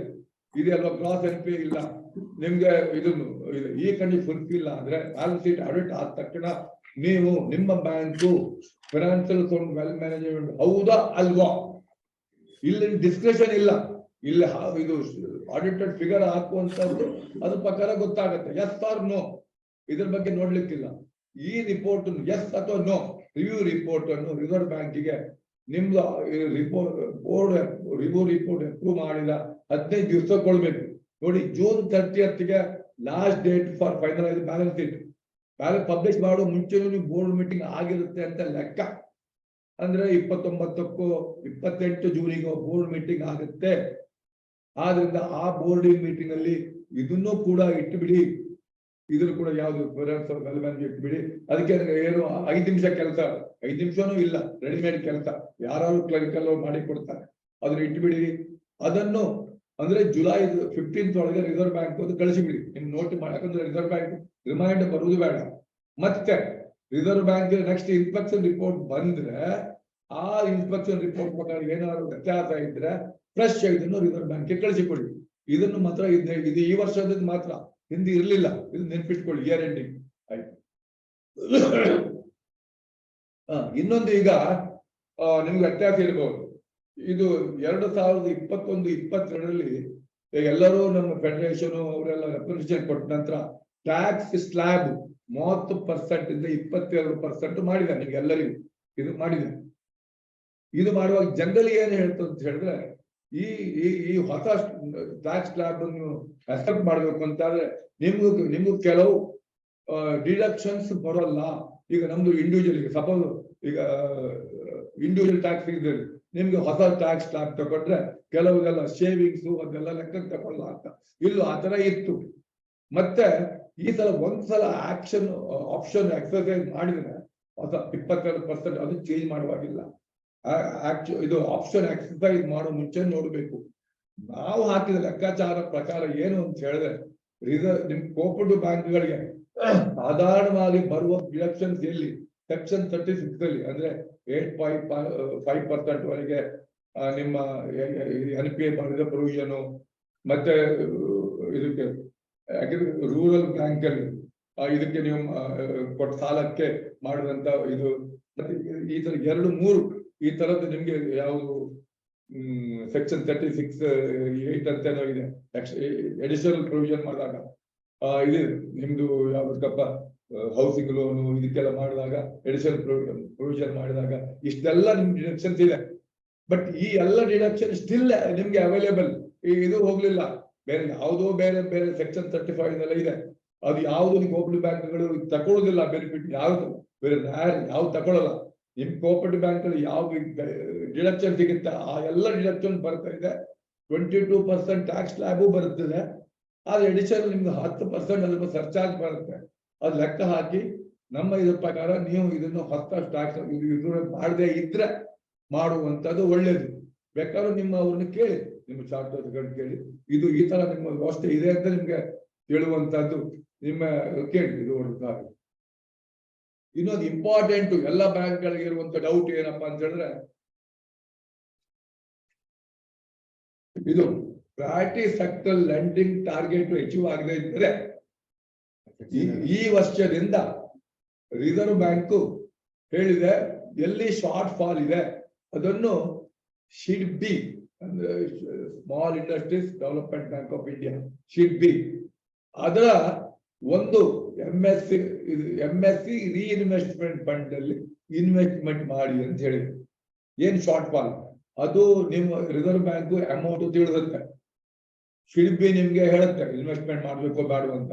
ಇದು ಇನ್ವೆಸ್ಟ್ಮೆಂಟ್ ಮಾಡಬಾರ್ದು, ಮಾಡಕ್ ಹೇಳ್ಬಾರ್ದು ಅಂತ ಚಿಕ್ಕಾಪಡೆ ಚಗ್ಗಾಟ, ಚಿಕ್ಕಾಪಡೆ ಪ್ರಯತ್ನ ಎಲ್ಲ ಆಯ್ತು.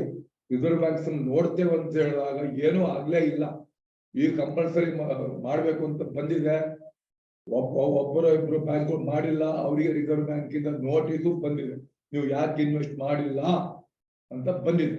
ಆದ್ರಿಂದ ರಿಸರ್ವ್ ಬ್ಯಾಂಕ್ ಫರ್ದರ್ ಇದು ಈ 31 ಮಾರ್ಚ್ಗೆ ಮಾಡ್ಬೇಕು ಬೇಡವಾ ಅಂತ ಪ್ರಶ್ನೆ ಇಲ್ಲ. ಅದು ಪ್ರಶ್ನೆ ಮುಂದಕ್ಕೆ ಬಂದ್ರೆ ಮುಂದಕ್ಕೆ ಏನಾದ್ರು ಚೇಂಜ್ ಮಾಡಿದ್ರೆ ಗೊತ್ತಿಲ್ಲ, ಮಾಡ್ತಾರಲ್ಲ ಗೊತ್ತಿಲ್ಲ. ರಿಸರ್ವ್ ಬ್ಯಾಂಕ್ ಈಗ ಇರುವ ಪರಿಸ್ಥಿತಿ ಪ್ರಕಾರ ಎಲ್ಲರೂ ಇನ್ವೆಸ್ಟ್ಮೆಂಟ್ ಮಾಡ್ಬೇಕು. As on the today's date ಎಲ್ಲರೂ ಇನ್ವೆಸ್ಟ್ ಮಾಡಿದರೆ, ತುಂಬಾ ಬ್ಯಾಂಕ್ಗಳು ಮಾಡಿದ್ದಾರೆ. ಮಾಡಿ ಆದ ನಂತರ ಈಗ ಪ್ರಶ್ನೆ ಇರುವಂತದ್ದು, ನಾವು ಬ್ಯಾಲೆನ್ಸ್ ಶೀಟ್ ಅಲ್ಲಿ ಹೊತ್ತಾಗಿ ಮಾಡ್ತಾ ಇರೋದು, ಹಿಂದೇನು ಇರಲಿಲ್ಲ. ಇದು ಹೇಗೆ ತೋರಿಸ್ಬೇಕಪ್ಪ ನಿಮ್ಮ ಆಡಿಟರ್ಸ್ಗೆ ಹೇಳಿ. ಅದಕ್ಕೋಸ್ಕರ ನೋಡಿ, ಪ್ರತಿಯೊಬ್ಬರು ಅವ್ರ ಒಪಿನಿಯನ್ ಕೊಡುವುದಲ್ಲ. ಏನ್ ಒಪಿನಿಯನ್ ಕೊಟ್ಟರು ಕೂಡ ನಾನು ಇಂಡಿವಿಜುವಲ್ ನನ್ನ ಒಪಿನಿಯನ್ ಕೊಡ್ಲಿಕ್ಕಿಲ್ಲ. ರಿಸರ್ವ್ ಬ್ಯಾಂಕ್ ನ ಸರ್ಕ್ಯುಲರ್ ಕೋರ್ಟ್ ಈಗ ನಾನು ಬೇರೆ ಬೇರೆ ಕೋರ್ಟ್ ಮಾಡಿದೆ, ಅದ್ರಲ್ಲಿ ಏನ್ ಪ್ರಕಾರ ಇದೆಯೋ ಅದ್ರ ಪ್ರಕಾರ ಮಾಡ್ಬೇಕು. ಆದ್ರಿಂದ ಈ ಪ್ರಕಾರ ಮಾಡಿದ್ರೆ ನಿಮ್ಗೆ ರಿಸರ್ವ್ ಬ್ಯಾಂಕ್ ಇಂದ ಪ್ರಾಬ್ಲಮ್ ಬರುವಂತ ಕಡಿಮೆ. ಈ ತರ ಮಾಡೋದು ಸರಿನಾ ಅಂತ ಹೇಳ್ಕೊಂಡು ರಿಸರ್ವ್ ಬ್ಯಾಂಕ್ ಕಳಿಸಿದ್ರು. ಅವರು ನಾವು ಈಗ ಲೋಕಲ್ ಬ್ಯಾಂಕ್ ಲೋಕಲ್ ಆಫೀಸ್ ನಮ್ಗೆ ಅದು ಗೊತ್ತಾಗಲ್ಲಪ್ಪ, ನಾವು ಫರ್ದರ್ ಇನ್ಫಾರ್ಮೇಶನ್ಗೋಸ್ಕರ ನಾವು ಸೆಂಟ್ರಲ್ ಆಫೀಸ್ ಕಳಿಸಿದೀವಿ ಅಂತ ಅವರು ಹೇಳಿದ್ದಾರೆ. ಅದು ಇದಕ್ಕೇನಾದ್ರು ವ್ಯತ್ಯಾಸ ಹೇಳಿದ್ರೆ ಬರುತ್ತೆ. ಅದು ಬರುವವರೆಗೂ ಈಗ ಎಕ್ಸಿಸ್ಟಿಂಗ್ ಗೈಡ್ ಲೈನ್ಸ್ ಪ್ರಕಾರ, ಯಾಕಂದ್ರೆ ಕಮರ್ಷಿಯಲ್ ಬ್ಯಾಂಕ್ ಇದು ಮೊದಲಿಂದ ಇತ್ತು, ಅವರಿಗೆ ಕೊಟ್ಟು ಗೈಡ್ ಲೈನ್ಸ್ ಪ್ರಕಾರ ಅದನ್ನು ಕೋಟ್ ಮಾಡಿಕೊಂಡು RBI ಇದಕ್ಕೆ ಮಾಸ್ಟರ್ ಡೈರೆಕ್ಷನ್ಸ್ ಕೋಟ್ ಮಾಡಿಕೊಂಡು ನೀವು ಈ ತರ ಟ್ರೀಟ್ಮೆಂಟ್ ಮಾಡ್ಬೇಕು ಅಂತ 1, 2, 3, 4 ಹೇಳಿದ್ದೇವೆ. ಈ ನಿಮ್ಗೆ ಇದು ಬರ್ತದೆ ನಿಮ್ಗೆ ಅಲ್ಲಿ ಆ ಪಾರಗಳನ್ನು ಯಾವ RBI ರೆಫರೆನ್ಸ್ ಪಾರ ಅಲ್ಲಿ ಕೋಟ್ ಮಾಡಿದ್ದೇವೆ. ಅದ್ರ ಬಗ್ಗೆ ನೀವೇ ನೋಡ್ಕೊಳ್ಬಹುದು, ನೀವು ಆಡಿಟರ್ಗೂ ತೋರಿಸಬಹುದು. ಈ ಪ್ರಕಾರ ಮಾಡ್ಬೋದು. ಏನಪ್ಪಾ ಅಂತ ಹೇಳಿದ್ರೆ, ಇನ್ವೆಸ್ಟ್ಮೆಂಟ್ ಈಗ ಮಾಡಿದಾಗ ಅದನ್ನು ನೆಕ್ಸ್ಟ್ ಇಯರ್ ಜನವರಿ ಈಗ ಏಪ್ರಿಲ್ 1ನೇ ತಾರೀಕಿಂದ ನಿಮ್ದು ಟಾರ್ಗೆಟ್ ಎಷ್ಟಪ್ಪ, ಪ್ರಯಾರಿಟಿ ಫ್ಯಾಕ್ಟರ್ ಎಷ್ಟು ಅಂತ ಹೇಳಿದ್ರೆ depends upon ANBC adjusted net bank credit ಅಂತ ಇದೆ. ಈ 31 ಮಾರ್ಚ್ಗೆ 2020 ಇದು 23ಗೆ ಇರುವಂತದ್ದು. ಇದು ಅದೇ ತರ ನೆಕ್ಸ್ಟ್ ಕ್ವಾರ್ಟರ್ಸ್ಗೆ ನಿಮ್ದು ಅಡ್ಜಸ್ಟೆಡ್ ಬ್ಯಾಂಕ್ ನೆಟ್ ಕ್ರೆಡಿಟ್ ಇದೆ, ಅಡ್ಜಸ್ಟೆಡ್ ನೆಟ್ ಬ್ಯಾಂಕ್ ಕ್ರೆಡಿಟ್ ಅಂತಿದೆ. ಅದು ಹೇಗೆ ಕ್ಯಾಲ್ಕುಲೇಟ್ ಮಾಡಬೇಕು ಅಂತಿದೆ. ಅಂದ್ರೆ ನಿಮ್ಮ ಆಲ್ಮೋಸ್ಟ್ ಎಲ್ಲ ಅಡ್ವಾನ್ಸಸ್, ಅದಕ್ಕೆಲ್ಲ PSLV ಇದು ಪ್ರಾಕ್ಟಿಕಲ್ ಲೆಂಡರ್ ಸರ್ಟಿಫಿಕೇಟ್ ಇದ್ರೆ ಅದಕ್ಕೆಲ್ಲ ಇದೆ. ಅದನ್ನು ಕ್ಯಾಲ್ಕುಲೇಟ್ ಮಾಡುವಾಗ ಅಂದ್ರೆ next year priority sector lending target decide ಮಾಡೋಕ್ಕೋಸ್ಕರ ಅದಕ್ಕೆ ನೀವು ಆಡ್ ಮಾಡಬೇಕು. ಅಂದ್ರೆ ಬರುವ ವರ್ಷ ಅದರ ಮೇಲೂ ಕೂಡ ನೀವು 50% 60% ಇದು ಇನ್ವೆಸ್ಟ್ ಅಂದ್ರೆ ಪ್ರಯಾರಿಟಿ ಸೆಕ್ಟರ್ ಬರ್ತದೆ, NBC ಬರುತ್ತೆ, ಪಾರಾ 6.1 ಇದು ಬರುತ್ತೆ. ಕ್ಲಿಯರ್ ಇದೆ, ಇದ್ರ ಬಗ್ಗೆ ಡೌಟೇ ಇಲ್ಲ, ಕ್ಲಿಯರ್ ಇದೆ. ಇನ್ನೊಂದು ರೆಕಾರ್ಡೆಡ್ ಫಾರ್ ಬೆನಿಫಿಟ್ ಅಂತ ಹೇಳಿದ್ರೆ ನೀವು ಯಾವುದು ಅಗ್ರಿಗೇಟ್ ಇದನ್ನು ನಿಮ್ ಪ್ರಯಾರಿಟಿ ಸೆಕ್ಟರ್ಗೆ ತಗೊಳ್ಬಹುದು. ಇನ್ವೆಸ್ಟ್ಮೆಂಟ್ ಅನ್ನು ನಾವು ಅಚೀವ್ ಮಾಡಿದ್ದೇವೆ, ಪ್ರಯಾರಿಟಿ ಶಾರ್ಟ್ ಫಾಲ್ ಅನ್ನು ಇನ್ವೆಸ್ಟ್ ಮಾಡಿದ್ದೇವೆ, ಪ್ರಯಾರಿಟಿ ಸೆಕ್ಟರ್ ಅಗ್ರಿಗೇಟ್ ಇದನ್ನು ಸೇರಿಸಬಹುದು ಒಂದು. ಮತ್ತೆ ಯಾವ ಸಬ್ ಸೆಕ್ಟರ್ ಅಲ್ಲಿ ಇದು ಶಾರ್ಟ್ ಫಾಲ್ ಇದೆ ಅದಕ್ಕೂ ಕೂಡ ತಗೊಳ್ಬಹುದು. ಡಿಫರೆಂಟ್ ಪಾರಾ ಕೋಟ್ ಮಾಡಿದೆ, ಪಾರಾ 9.3 ಅಂತ ಅದರಲ್ಲಿ ಇದೆ ಮಾಸ್ಟರ್ ಡೈರೆಕ್ಷನ್ಸ್, ಅದರಲ್ಲಿ ತಗೊಳ್ಬಹುದು. ಈಗ ಎಲ್ಲರಿಗೂ ಡೌಟ್ ಇರುವಂತದ್ದು, ಈಗ ಏನಾಗುತ್ತೆಪ್ಪ, ನಾವು ಇದು ಪ್ರಯಾರಿಟಿ ಸೆಕ್ಟರ್ ಲೆಂಡಿಂಗಿನ ಟಾರ್ಗೆಟ್ ಸಬ್ ಟಾರ್ಗೆಟ್ ತಕೊಂಡ ನಂತರ ಅದು ಅಡ್ವಾನ್ಸಸ್ ಲೋನ್ಸ್ ಆಗ್ಲಿಲ್ವಾ? ಆಗಲ್ಲ. ಯಾಕಂತ ಹೇಳಿದ್ರೆ ನೋಡಿ, ಅದು ಪ್ರಯಾರಿಟಿ ಸೆಕ್ಟರ್ ಲಂಡನ್ ಸರ್ಟಿಫಿಕೇಟ್ ಕೂಡ ಅದಕ್ಕೆ ತಗೊಳ್ತೀರಾ. ಮತ್ತೆ ಇದು ANBCಗೆ ಇದು ಇದರಲ್ಲಿ ನಾನ್ SLR ಕೆಲವು ಸೆಕ್ಯೂರಿಟಿ ತಗೊಳ್ತೀರಾ, ಪ್ರಯಾರಿಟಿ ಸೆಕ್ಟರ್ ಲೆಂಡಿಂಗ್ ಸರ್ಟಿಫಿಕೇಟ್. ಅದರಿಂದ ಅದು ತಕೊಂಡ ತಕ್ಷಣ ಎಲ್ಲದೂ ಅಡ್ವಾನ್ಸಸ್ ಆಗ್ಬೇಕು ಅಂತಿಲ್ಲ. ನೀವು ಅದನ್ನು ಅಡ್ವಾನ್ಸಸ್ ತಕೊಂಡ್ರೆ ಏನಾಗುತ್ತೆ, ಟೋಟಲ್ ಅಡ್ವಾನ್ಸಸ್ ಜಾಸ್ತಿ ಆಗ್ತದೆ. ನಿಮ್ದು percentage of gross NPA, percentage of net NPA ಕಡಿಮೆ ಆಗ್ತದೆ. ಆದ್ರಿಂದ ರಿಸರ್ವ್ ಬ್ಯಾಂಕು ಈಗ ಕೊಟ್ಟ ಸರ್ಕ್ಯುಲರ್ ಪ್ರಕಾರ ನೋಡಿ, ಇದನ್ನು ಜುಲೈ 16, 2015 ಈ ಒಂದು ರಿಸರ್ವ್ ಬ್ಯಾಂಕ್ ಸರ್ಕ್ಯುಲರ್ ಕೊಟ್ಟಿದೆ. ಈ ಸರ್ಕ್ಯುಲರ್ ಕಮರ್ಷಿಯಲ್ ಬ್ಯಾಂಕಿಗೆ ಕೊಟ್ಟಿದೆ ಈ ತರ. ಯಾಕಂದ್ರೆ ಆಗ ರಿಸರ್ವ್ ಬ್ಯಾಂಕ್ ನೋಡಿ ಈಗ ಮಾಸ್ಟರ್ ಡೈರೆಕ್ಷನ್ಸ್ ಈ ಸಲ ಒಂದು ಕೊಟ್ಟಿದ್ದಾರೆ, ಎಲ್ಲರೂ ಅಪ್ಲೈ ಆಗುತ್ತಾರ. ಆ ಮಾಸ್ಟರ್ ಡೈರೆಕ್ಷನ್ ಕೊನೆಗೆ ಬಂದಿದೆ. ಈ ಇಂಥ ಸರ್ಕ್ಯುಲರ್ ಇಶ್ಯೂ ಇದನ್ನು ಇದರಲ್ಲಿ ಇನ್ಕಾರ್ಪೊರೇಟ್ ಮಾಡಿದ್ದೇವೆ ಅಂದ್ರೆ ಅದು ಅಪ್ಲೈ ಆಗೋಲ್ಲ ಅಂತ. ಈ ಮಾಸ್ಟರ್ ಡೈರೆಕ್ಷನ್ಸ್ ಅಲ್ಲಿ ಈ ಸರ್ಕ್ಯುಲರ್ ಮೆನ್ಷನ್ ಮಾಡಿದ್ದೇವೆ ನೋಡಿ 2015. ಆ ಸರ್ಕ್ಯುಲರ್ ಇಲ್ಲ ಅಂದ್ರೆ ಅರ್ಥ ಏನು ಅಂತ ಹೇಳಿದ್ರೆ, ಆ ಸರ್ಕ್ಯುಲರ್ ಕೊಟ್ಟ ಡೈರೆಕ್ಟ್ ಇದು ಪ್ರೊವಿಷನ್ಸ್ ಈಗಲೂ ಅಪ್ಲೈ ಆಗಿದೆ ಅಂತ. ಒಂದೇ ವ್ಯತ್ಯಾಸ ಅಂದ್ರೆ ಅದು ಕಮರ್ಷಿಯಲ್ ಬ್ಯಾಂಕಿಗೆ ಕೊಟ್ಟದ್ದು, ಕಮರ್ಷಿಯಲ್ ಕೋಆಪರೇಟಿವ್ ಬ್ಯಾಂಕಿಗೆ ಅಲ್ಲ ಅಂತ ಹೇಳ್ಬೋದು. ಬಟ್ ಬ್ರಾಡ್ ಗೈಡ್ಲೈನ್ಸ್ ಅಲ್ಲಿ ಕೊಟ್ಟಿದ್ದಾರೆ. ಆದ್ರಿಂದ ನೀವು ಇದನ್ನು ಅದರ್ ಅಸೆಟ್ಸ್ ಅಂತ ತೋರಿಸ್ಬೇಕು, ಅಡ್ವಾನ್ಸಸ್ ಅಲ್ಲಿ ಅಲ್ಲ. ನೆನ್ಪಿಟ್ಕೊಳ್ಳಿ, ಕ್ಲಿಯರ್ ಕಟ್ ಹೇಳ್ತಾ ಇದ್ದೀನಿ. ಇನ್ನೇನಾದ್ರು ರಿಸರ್ವ್ ಬ್ಯಾಂಕ್ ಬರ್ತಿದ್ದೇವೆ ಆಗಲ್ಲ, ಈಗ ಅಂದ್ರೆ ಬೇರೆ. ಇದು ಸೇಫರ್ ಹೇಳಿದ್ದು, ನೀವು ಅಡ್ವಾನ್ಸಸ್ ತೋರಿಸಿ gross NPA percentage of gross NPA net NPA ಕಡಿಮೆ ತೋರಿಸಿದ್ರೆ ಇದು ರಾಂಗ್ ಆಗ್ತದೆ. ಅದರ್ ಅಸೆಟ್ ಮಾಡಿದ್ರಿಂದ ಇವರನ್ನೇ ಸೇಫೆಸ್ಟ್ ಇದರಲ್ಲಿ ಇರ್ತೀರಾ. ರಿಸ್ಕ್ ವೇಟ್ ಕೂಡ 100% ಇರ್ತದೆ, ಏನು ಇರಲ್ಲ. ಏನ್ ಹೇಳಿದ್ರು ಕೂಡ ನಿಮ್ಗೆ ಸೇಫ್ ಬೆಟ್ ಹೇಳ್ತಾ ಇದೀವಿ. ಇದರಿಂದ ಏನೋ ಪ್ರಾಬ್ಲಮ್ ಆಗ್ಬಾರ್ದು ಆ ತರ ಹೇಳ್ತಾ ಇದ್ದೀವಿ. ಯಾಕಂದ್ರೆ ಆಲ್ರೆಡಿ ನಿಮ್ಗೆ ತುಂಬಾ ಪ್ರಾಬ್ಲಮ್ ಇದೆ, ಹೊಸ ಪ್ರಾಬ್ಲಮ್ ಕ್ರಿಯೇಟ್ ಮಾಡೋದು ನಮ್ಗೆ ಇಷ್ಟಪಡಲ್ಲ, ಆಯ್ತಲ್ವಾ? ನಾವು ಕ್ಲಾರಿಫಿಕೇಶನ್ ಕೇಳಿದ ನಂತರ ಅದಕ್ಕೆಲ್ಲ ಬಂದ್ರೆ ಆಮೇಲೆ ಚೇಂಜ್ ಮಾಡುದು. ಈಗ ಇರುವ ಗೈಡ್ಲೈನ್ಸ್ ಪ್ರಕಾರ ಈ ತರನೇ ಮಾಡ್ಬೇಕು. ನೀವು ಇದು ಬೇಕಾದ್ರೆ ನಿಮ್ಮ ಆಡಿಟರ್ಸ್ಗೆ ತೋರಿಸಿ, ಆಯ್ತಲ್ವಾ? ಇದುವರೆಗೆ ಆಯ್ತು. ಏನ್ ಇದ್ರ ಬಗ್ಗೆ ನಿಮ್ಗೆ ಏನಾದ್ರು ಡೌಟ್ ಇದ್ರೆ ಕೇಳಿ. 1 ಗಂಟೆ ಆಯ್ತು, 11:30 ಆಯ್ತು. ಹೇಳಿ. ನಮಸ್ಕಾರ ಸರ್. ನಮಸ್ಕಾರ, ಹೇಳಿ. ಸರ್, ನಾ ಆಜಾದ್ ಕೋಆಪರೇಟಿವ್ ಬ್ಯಾಂಕ್ ಇಂದ ಆಬಿದಾ ಅಂತ ಮಾತಾಡೋದು, ಹೇಳಿ. ಗದಗ. ಗೊತ್ತಾಯ್ತು, ಫಸ್ಟ್ ಕ್ವಶನ್ ನಿಮ್ದೇ ಇರುತ್ತೆ ಯಾವಾಗಲೂ. ಸರ್ ಹಾಗೇನಿಲ್ಲ ಸರ್, ಡೈವರ್ಜೆನ್ಸ್ ಬಗ್ಗೆ ಹೇಳಿದ್ರಲ್ಲ ತಾವು.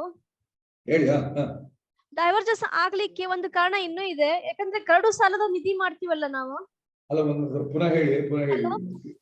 ಹೇಳಿ. ಕರಡು ಸಾಲದ ನಿಧಿ ಮಾಡ್ತೀವಲ್ಲ ಸರ್ 10% ಪ್ರೊವಿಷನ್ ಮಾಡುವಾಗ ಪ್ರಾಫಿಟ್ ನಲ್ಲಿ ಪ್ರೊವಿಷನ್ ಮಾಡ್ತೀವಿ 10% ಕರಡು ಸಾಲದ ನಿಧಿ ಹಾ ಸರ್ ತೆಗೆದುಕೊಳ್ಳುವುದಿಲ್ಲ ಸರ್ NPA ಗೆ BDDR ಸಂಬಂಧ BDDR ಪ್ರೊವಿಷನ್ ಮಾಡ್ತೀವಲ್ಲ ನಾವು ಹಾ ಆ BDDR ನಲ್ಲಿ ನಾವು ಇನ್ಕ್ಲೂಡ್ ಮಾಡುವಂಗಿಲ್ಲ ಅಂತೆ ಸರ್ ಕರಡು ಸಾಲದ ನಿಧಿಯನ್ನು ಹೌದಾ ಅಲ್ಲ, ನೀವು ಹೇಳಿದ್ ನಂಗೆ ಅರ್ಥ ಆಗ್ಲಿಲ್ಲ. ಸರ್ ಕರಡು ಸಾಲದ ನಿಧಿ ಹೇಳಿದ್ದೀರಾ ಸರ್ ನೀವು ನಮ್ಗೆ ಮಾಡ್ಲಿಕ್ಕೆ ಪ್ರೊವಿಷನ್ ಮಾಡ್ಲಿಕ್ಕೆ NPA ಮಾಡಿದ ಎಲ್ಲ ಪ್ರೊವಿಷನ್ BDDR ನೋಡಿ BDDR ಮಾಡಿರ್ತೀವಿ ಸಪೋಸ್ 10 ರಿಸರ್ವ್ ಬ್ಯಾಂಕ್ ಬಂದು ಈಗ 15 ಕೋಟಿ ಮಾಡಿ ಅಂತ ಹೇಳ್ತಾರೆ. That is the difference. Sir, what you told us that we have to keep 10% on the special BDDR. We have to do na at the time of appropriation of a profit. We are going to do karadu salada nidhi, sir. Isn't it? ನೋಡಿ 10% ಹೇಳಿದಲ್ಲ madam. ನೋಡಿ ನಿಮ್ಮ ಆ ವರ್ಷದ ಲಾಭದ ಅಂದ್ರೆ ಲಾಭ ನಿಮ್ಗೆ ಟ್ಯಾಕ್ಸ್ ಮತ್ತು ಪ್ರೊವಿಷನ್ ಗ್ರಾಸ್ ಪ್ರಾಫಿಟ್ ಹೇಳಿಬಿಡ್ತೇನೆ. ಗ್ರಾಸ್ ಪ್ರಾಫಿಟ್ ಅಲ್ಲ ಅದು ಇಲ್ಲಿ ಆ ವರ್ಷದ ಒಂದು ಗ್ರಾಸ್ ಪ್ರಾಫಿಟ್ ಈಗ ನೋಡಿ ರಿಸರ್ವ್ ಬ್ಯಾಂಕ್ ಬಂದು ಪ್ರೊವಿಷನ್ ಮಾಡಿ ಅಂತ ಹೇಳಿ 10 ಕೋಟಿ ಎಡಿಷನಲ್ ಪ್ರೊವಿಷನ್ ಮಾಡಿ ಅಂತ ಹೇಳ್ತಾ ಹೋಗ್ತಾನೆ. ಆ ವರ್ಷದ ಗ್ರಾಸ್ ಪ್ರಾಫಿಟ್ ಇದು 10% ಆ ಪ್ರಾಫಿಟಿನ 10% ಗಿಂತ ಜಾಸ್ತಿ ಇದ್ರೆ ರಿಸರ್ವ್ ಬ್ಯಾಂಕ್ ಇದೆ ಹೇಳಿದ್ರು ಅವಾಗ ಮಾಡ್ಬೇಕು, ಇಲ್ದಿರಿಲ್ಲ. ನನ್ ಕ್ವಶನ್ ಏನಂದ್ರೆ ಹೇಳಿ, ನಿಮ್ ಕ್ವಶನ್ ಹೇಳಿ. ಅಲ್ಲ ನೀವು ಫಿಗರ್ ಹೇಳಿ, ಎಕ್ಸಾಕ್ಟ್ ಫಿಗರ್ ಹೇಳಿ. ಅದ ಅಂಚಕಂತೆ ಅರ್ಥ ಮಾಡ್ಬೇಕು. ನಮ್ದು ಇಷ್ಟು ಪ್ರೊವಿಷನ್ ಇದೆ, ರಿಸರ್ವ್ ಬ್ಯಾಂಕ್ ಇಷ್ಟು ಮಾಡಿತು, ನಮ್ಮ ಲಾಭ ಇಷ್ಟಿತ್ತು ಹೇಳಿ, ಅವಾಗ ಹೇಳ್ತೇನೆ ಕರೆಕ್ಟ್ ಆಗಿ. ಅದು ಬಿಟ್ಟು ನೀವು ಅಂಚಕಂತೆ ಆಗಿಬಿಡುತ್ತೆ. ಈಗ ನಾವು ಕೊಟ್ಟ ಎಕ್ಸಾಂಪಲ್ ಕರೆಕ್ಟ್ ಎಕ್ಸಾಂಪಲ್ ಕೊಟ್ಟಿದ್ದೇನೆ. ಇದು ಬಂದ ನಂತರ ನಿಮ್ಗೆ ಪುನಃ ಎಕ್ಸಾಂಪಲ್ ನೋಡ್ಕೊಳ್ಳಿ, ಅಲ್ಲಿ ಗೊತ್ತಾಗುತ್ತೆ ನಿಮ್ಗೆ. ಹಲೋ ಸರ್, ಹೇಳಿ ಪುನಃ ಹೇಳಿ ಪರವಾಗಿಲ್ಲ ಹೇಳಿ. ಹಾ ಸರ್, ಇನ್ಸ್ಪೆಕ್ಟಿಂಗ್ ಆಫೀಸರ್ ಇನ್ಸ್ಪೆಕ್ಷನ್ ಮಾಡಿದ್ರು ಸರ್ ನಮ್ಗೆ. ಮಾಡಿದಾಗ ಸರ್ ಅವ್ರ ಏನ್ ಮಾಡಿದ್ರು, ಓನ್ಲಿ BDDR ನಮ್ಮ ಬ್ಯಾಲೆನ್ಸ್ ಶೀಟ್ ನಲ್ಲಿ ರಿಸರ್ವ್ ನಲ್ಲಿ BDDR ಎಷ್ಟಿದೆ ಅದಷ್ಟೇ ತಗೊಂಡ್ರು. ಆದ್ರೆ ನಾವು ಕರಡು ಸಾಲದ ನಿಧಿಯನ್ನು ಇನ್ಕ್ಲೂಡ್ ಮಾಡ್ಲಿಲ್ಲ ಅವರು. ಅದು divergency one of the issue sir. ಅದು ಎಲ್ಲ UCBs ಏನ್ ಮಾಡ್ತಾರೆ, ಸ್ಪೆಷಲ್ BDDR ಮತ್ತೆ BDDR ತಾವು ಮಾಡಿದ್ದನ್ನ ತೋರಿಸ್ತಾರೆ ಸರ್, ಟೋಟಲ್ ಅಮೌಂಟ್ ಅನ್ನ.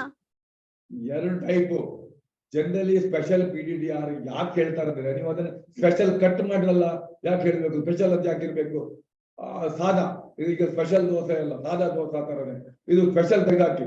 ಸ್ಪೆಷಲ್ ಹಾಕಿದ್ರೆ ಏನ್ ಡೌಟ್ ರಿಸರ್ವ್ ಬ್ಯಾಂಕ್ ಡೌಟ್ ಬರುತ್ತೆ ಅಂದ್ರೆ, ಕೆಲವರು ಯಾವ್ದಕ್ಕೆ ಸ್ಪೆಷಲ್ BDDR ಅಂತ ಹೇಳ್ತಾರೆ ಅಂತ ಹೇಳಿದ್ರೆ, ಟ್ಯಾಕ್ಸ್ ಸೇವಿಂಗ್ ಗೋಸ್ಕರ ನಿಮ್ಮ ಇದರಲ್ಲಿ ಯಾವ್ದು ಇನ್ಕಮ್ ಫ್ರಮ್ ಹೌಸಿಂಗ್ ಲೋನು ಮತ್ತೆ ಬೇರೆ ಇದಕ್ಕೆಲ್ಲ ಆಗ ಹೇಳಿದ್ನಲ್ಲ ಸೆಕ್ಷನ್ 36 ಇದು 8 ಅಂತ ಬರುತ್ತೆ. ಅದರಲ್ಲಿ ಸ್ಪೆಷಲ್ ಅಂದ್ರೆ ಅದು ಇರ್ತೀರಾ, ಅದಕ್ಕೆ ಸ್ಪೆಷಲ್ BDDR ನೀವು ಹೆಸರು ಕೊಟ್ಟಿರ್ತೀರ, ಅದು ನಿಮ್ಗೆ ಟ್ಯಾಕ್ಸ್ ಬೆನಿಫಿಟ್ ಸಿಗುತ್ತೆ ನಿಮ್ಗೆ. ಅದು ನೀವು NPA ಗೆ ಯೂಸ್ ಮಾಡುವಾಗಿಲ್ಲ, ಸಪರೇಟ್ ಇಟ್ಟಿರ್ತೀರಾ. ಅದು ಅಂತ ಬಂದು ನೀವು ಅದು ಅಲ್ಲ, ನೀವು ನಾವು ಬ್ಯಾಂಕ್ ಇದು ಮಾಡಿ ಇದಕ್ಕೆ NPA ಗೋಸ್ಕರ ಇಟ್ಟದ್ದು ಅಂತ ಹೇಳ್ತಾರೆ. ನೋಡಿ ಕಮರ್ಷಿಯಲ್ ಬ್ಯಾಂಕ್ ಅಲ್ಲಿ ಇನ್ನೊಂದು ಈ ಫ್ಲೋಟಿಂಗ್ ಪ್ರೊವಿಷನ್ ಮಾಡಿ ಇಟ್ಟಿರ್ತಾರೆ ಆ ತರದ್ದು. ಆದ್ರಿಂದ ನೀವು ಸ್ಪೆಷಲ್ BDDR ಏನು ಅಂತ ಕ್ಲಾರಿಫಿಕೇಶನ್ ಕೊಡಿ ಅವರಿಗೆ, ನೀವು ಅದನ್ನು ತೋರಿಸಿ ಅವರಿಗೆ. ಅಥವಾ ಕನ್ಫ್ಯೂಸ್ ಬರುತ್ತೆ ಅಂತಂದ್ರೆ ಆ ಸ್ಪೆಷಲ್ ಅಂತ ವರ್ಡ್ನೇ ಕಿತ್ತಾಕಿ, ಆಯ್ತಲ್ವಾ. ಸ್ಪೆಷಲ್ BDDR ಅಂತ ಹೇಳಿದ್ರೆ ನಿಮ್ಗೆ ಅದು ಟೈರ್ 1 ಗೆ ಬರ್ತದೆ. ಇದು ಟೈರ್ 1 ತಗೊಳ್ತೀರಾ ನೀವು? ಟೈರ್ 1 ಅಲ್ಲಿ ಸರ್ ತೆಗೆದುಕೊಳ್ತೇವೆ ಸರ್. ಟೈರ್ ಕಾರ್ ಮಾಡ್ಬೇಕಾದ್ರೆ ಲೋನ್ಸ್ ಅಂಡ್ ಅಡ್ವಾನ್ಸಸ್ ನಲ್ಲಿ ತಗೊಂತೇವೆ ನಾವು. ನೋಡಿ ಟೈರ್ 1 ಗೆ ತಕೊಂಡ್ರೆ ನಿಮ್ಗೆ ಅದು BDDR ಅಂತ ಕನ್ಸಿಡರ್ ಆಗಲ್ಲ, ನೆನಪಿರಲಿ. ಅದೇ ಹೇಳಿದ್ ನೀವು, ಎರಡೂ ಆಗಲ್ಲ, ಚಾಯ್ಸ್ ನಿಮ್ಗೆ ಬಿಟ್ಟದ್ದು ಆಗುದಿಲ್ಲ. ಅದಕ್ಕೆ ಹೇಳಿದ್ನಲ್ಲ, ಕೋಪರೇಟಿವ್ ಬ್ಯಾಂಕ್ ಸ್ಪೆಷಲ್ BDDR ಅಂದ್ರೆ ಈ ತರದ್ ಇರುತ್ತೆ. ಆ BDDR ಸ್ಪೆಷಲ್ BDDR ನಿಮ್ಗೆ ಟೈರ್ 1 ಬರುತ್ತೆ. ಟೈರ್ 1 ತಗೊಂಡಾಗ ನಿಮ್ಗೆ ಅದು BDDR ಅಂತ ಕನ್ಸಿಡರ್ ಆಗಲ್ಲ. ರಿಸರ್ವ್ ಬ್ಯಾಂಕ್ ಹೇಳಿದ್ದು ಕರೆಕ್ಟ್ ಇದೆ. ಆಯ್ತು ಸರ್, ಥ್ಯಾಂಕ್ ಯು. ಇದರಲ್ಲಿ BDDR ಇದು ಓನ್ಲಿ ಸರ್ ನಮಸ್ಕಾರ ಸರ್. ಹೇಳಿ. ನಾನು ಕೃಷ್ಣ ಭಗವಾನ್ ಸರ್, ಮೈಸೂರು ಸಿಲ್ಕ್ ಒಬ್ಬಡು ಬ್ಯಾಂಕಿಂದ ಮಾತಾಡ್ತಿರೋದು. ಭಗವಾನ್ ಅವರ ಸರಿ. ಕೃಷ್ಣ ಭಗವಾನ್ ಅವರ ಹೇಳಿ, ನಿಮ್ ಕ್ವಶನ್ ಹೌದು. ಆನ್ಸರ್ ಬಂತಲ್ಲ? ಈಗ ಇದು ಪ್ರಾಪರ್ಟಿದು ಬ್ಯಾಂಕ್ ಓನ್ ಪ್ರಾಪರ್ಟಿದು ರಿವ್ಯಾಲ್ಯೂಯೇಷನ್ ಮಾಡಿಸಿದಾಗ ನಾವು ಮಾರ್ಕೆಟ್ ವ್ಯಾಲ್ಯೂ ತಗೋಬೇಕಾ ಇಲ್ಲ ಅಂತಂದ್ರೆ ಗೌರ್ಮೆಂಟ್ ವ್ಯಾಲ್ಯೂ ಒಂದು ಡೌಟ್ ಇದೆ ಸರ್.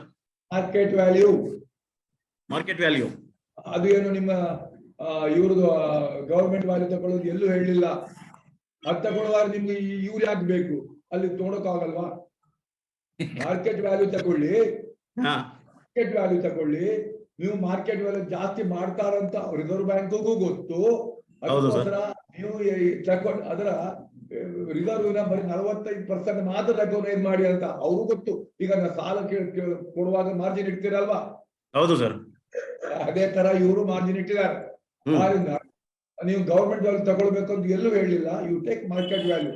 ಯಾರು ರಿಸರ್ವ್ ಬ್ಯಾಂಕ್ ಕೇಳಿದ್ರೆ ಮಾರ್ಕೆಟ್ ತಗೊಳ್ಬೇಕು ಅಂತ ಎಲ್ಲಿದೆ? ಇನಿಮೇಟ್ ಹಿಸ್ ವ್ಯಾಲ್ಯೂಯೇಷನ್ ಟು ಬರೀ ಮಾರ್ಕೆಟ್ ವ್ಯಾಲ್ಯೂ ಆಗಿದೆ. ಮಾರ್ಕೆಟ್ ವ್ಯಾಲ್ಯೂ ಬುಕ್ ಅಲ್ಲಿ ಸಿಗುತ್ತೆ, ಕ್ಯಾಲ್ಕುಲೇಟ್ ಮಾಡಬಹುದು. 1% ಇಬ್ರು ವ್ಯಾಲ್ಯೂ ತಗೊಳ್ಳೋದು ಇದು ಬರುವುದಿಲ್ಲ. ಮಾರ್ಕೆಟ್ ವ್ಯಾಲ್ಯೂ ನೋ ಮೀನಿಂಗ್ ಅದಕ್ಕೆ. Sorry, government value no meaning ಅಂತಿದ್ರಿ ಸರ್. ಬಟ್ ಟ್ಯಾಕ್ಸ್ ಕನ್ಸಲ್ಟೆಂಟ್ಸ್ ಏನ್ ಹೇಳ್ತಿದ್ದಾರೆ ಸರ್?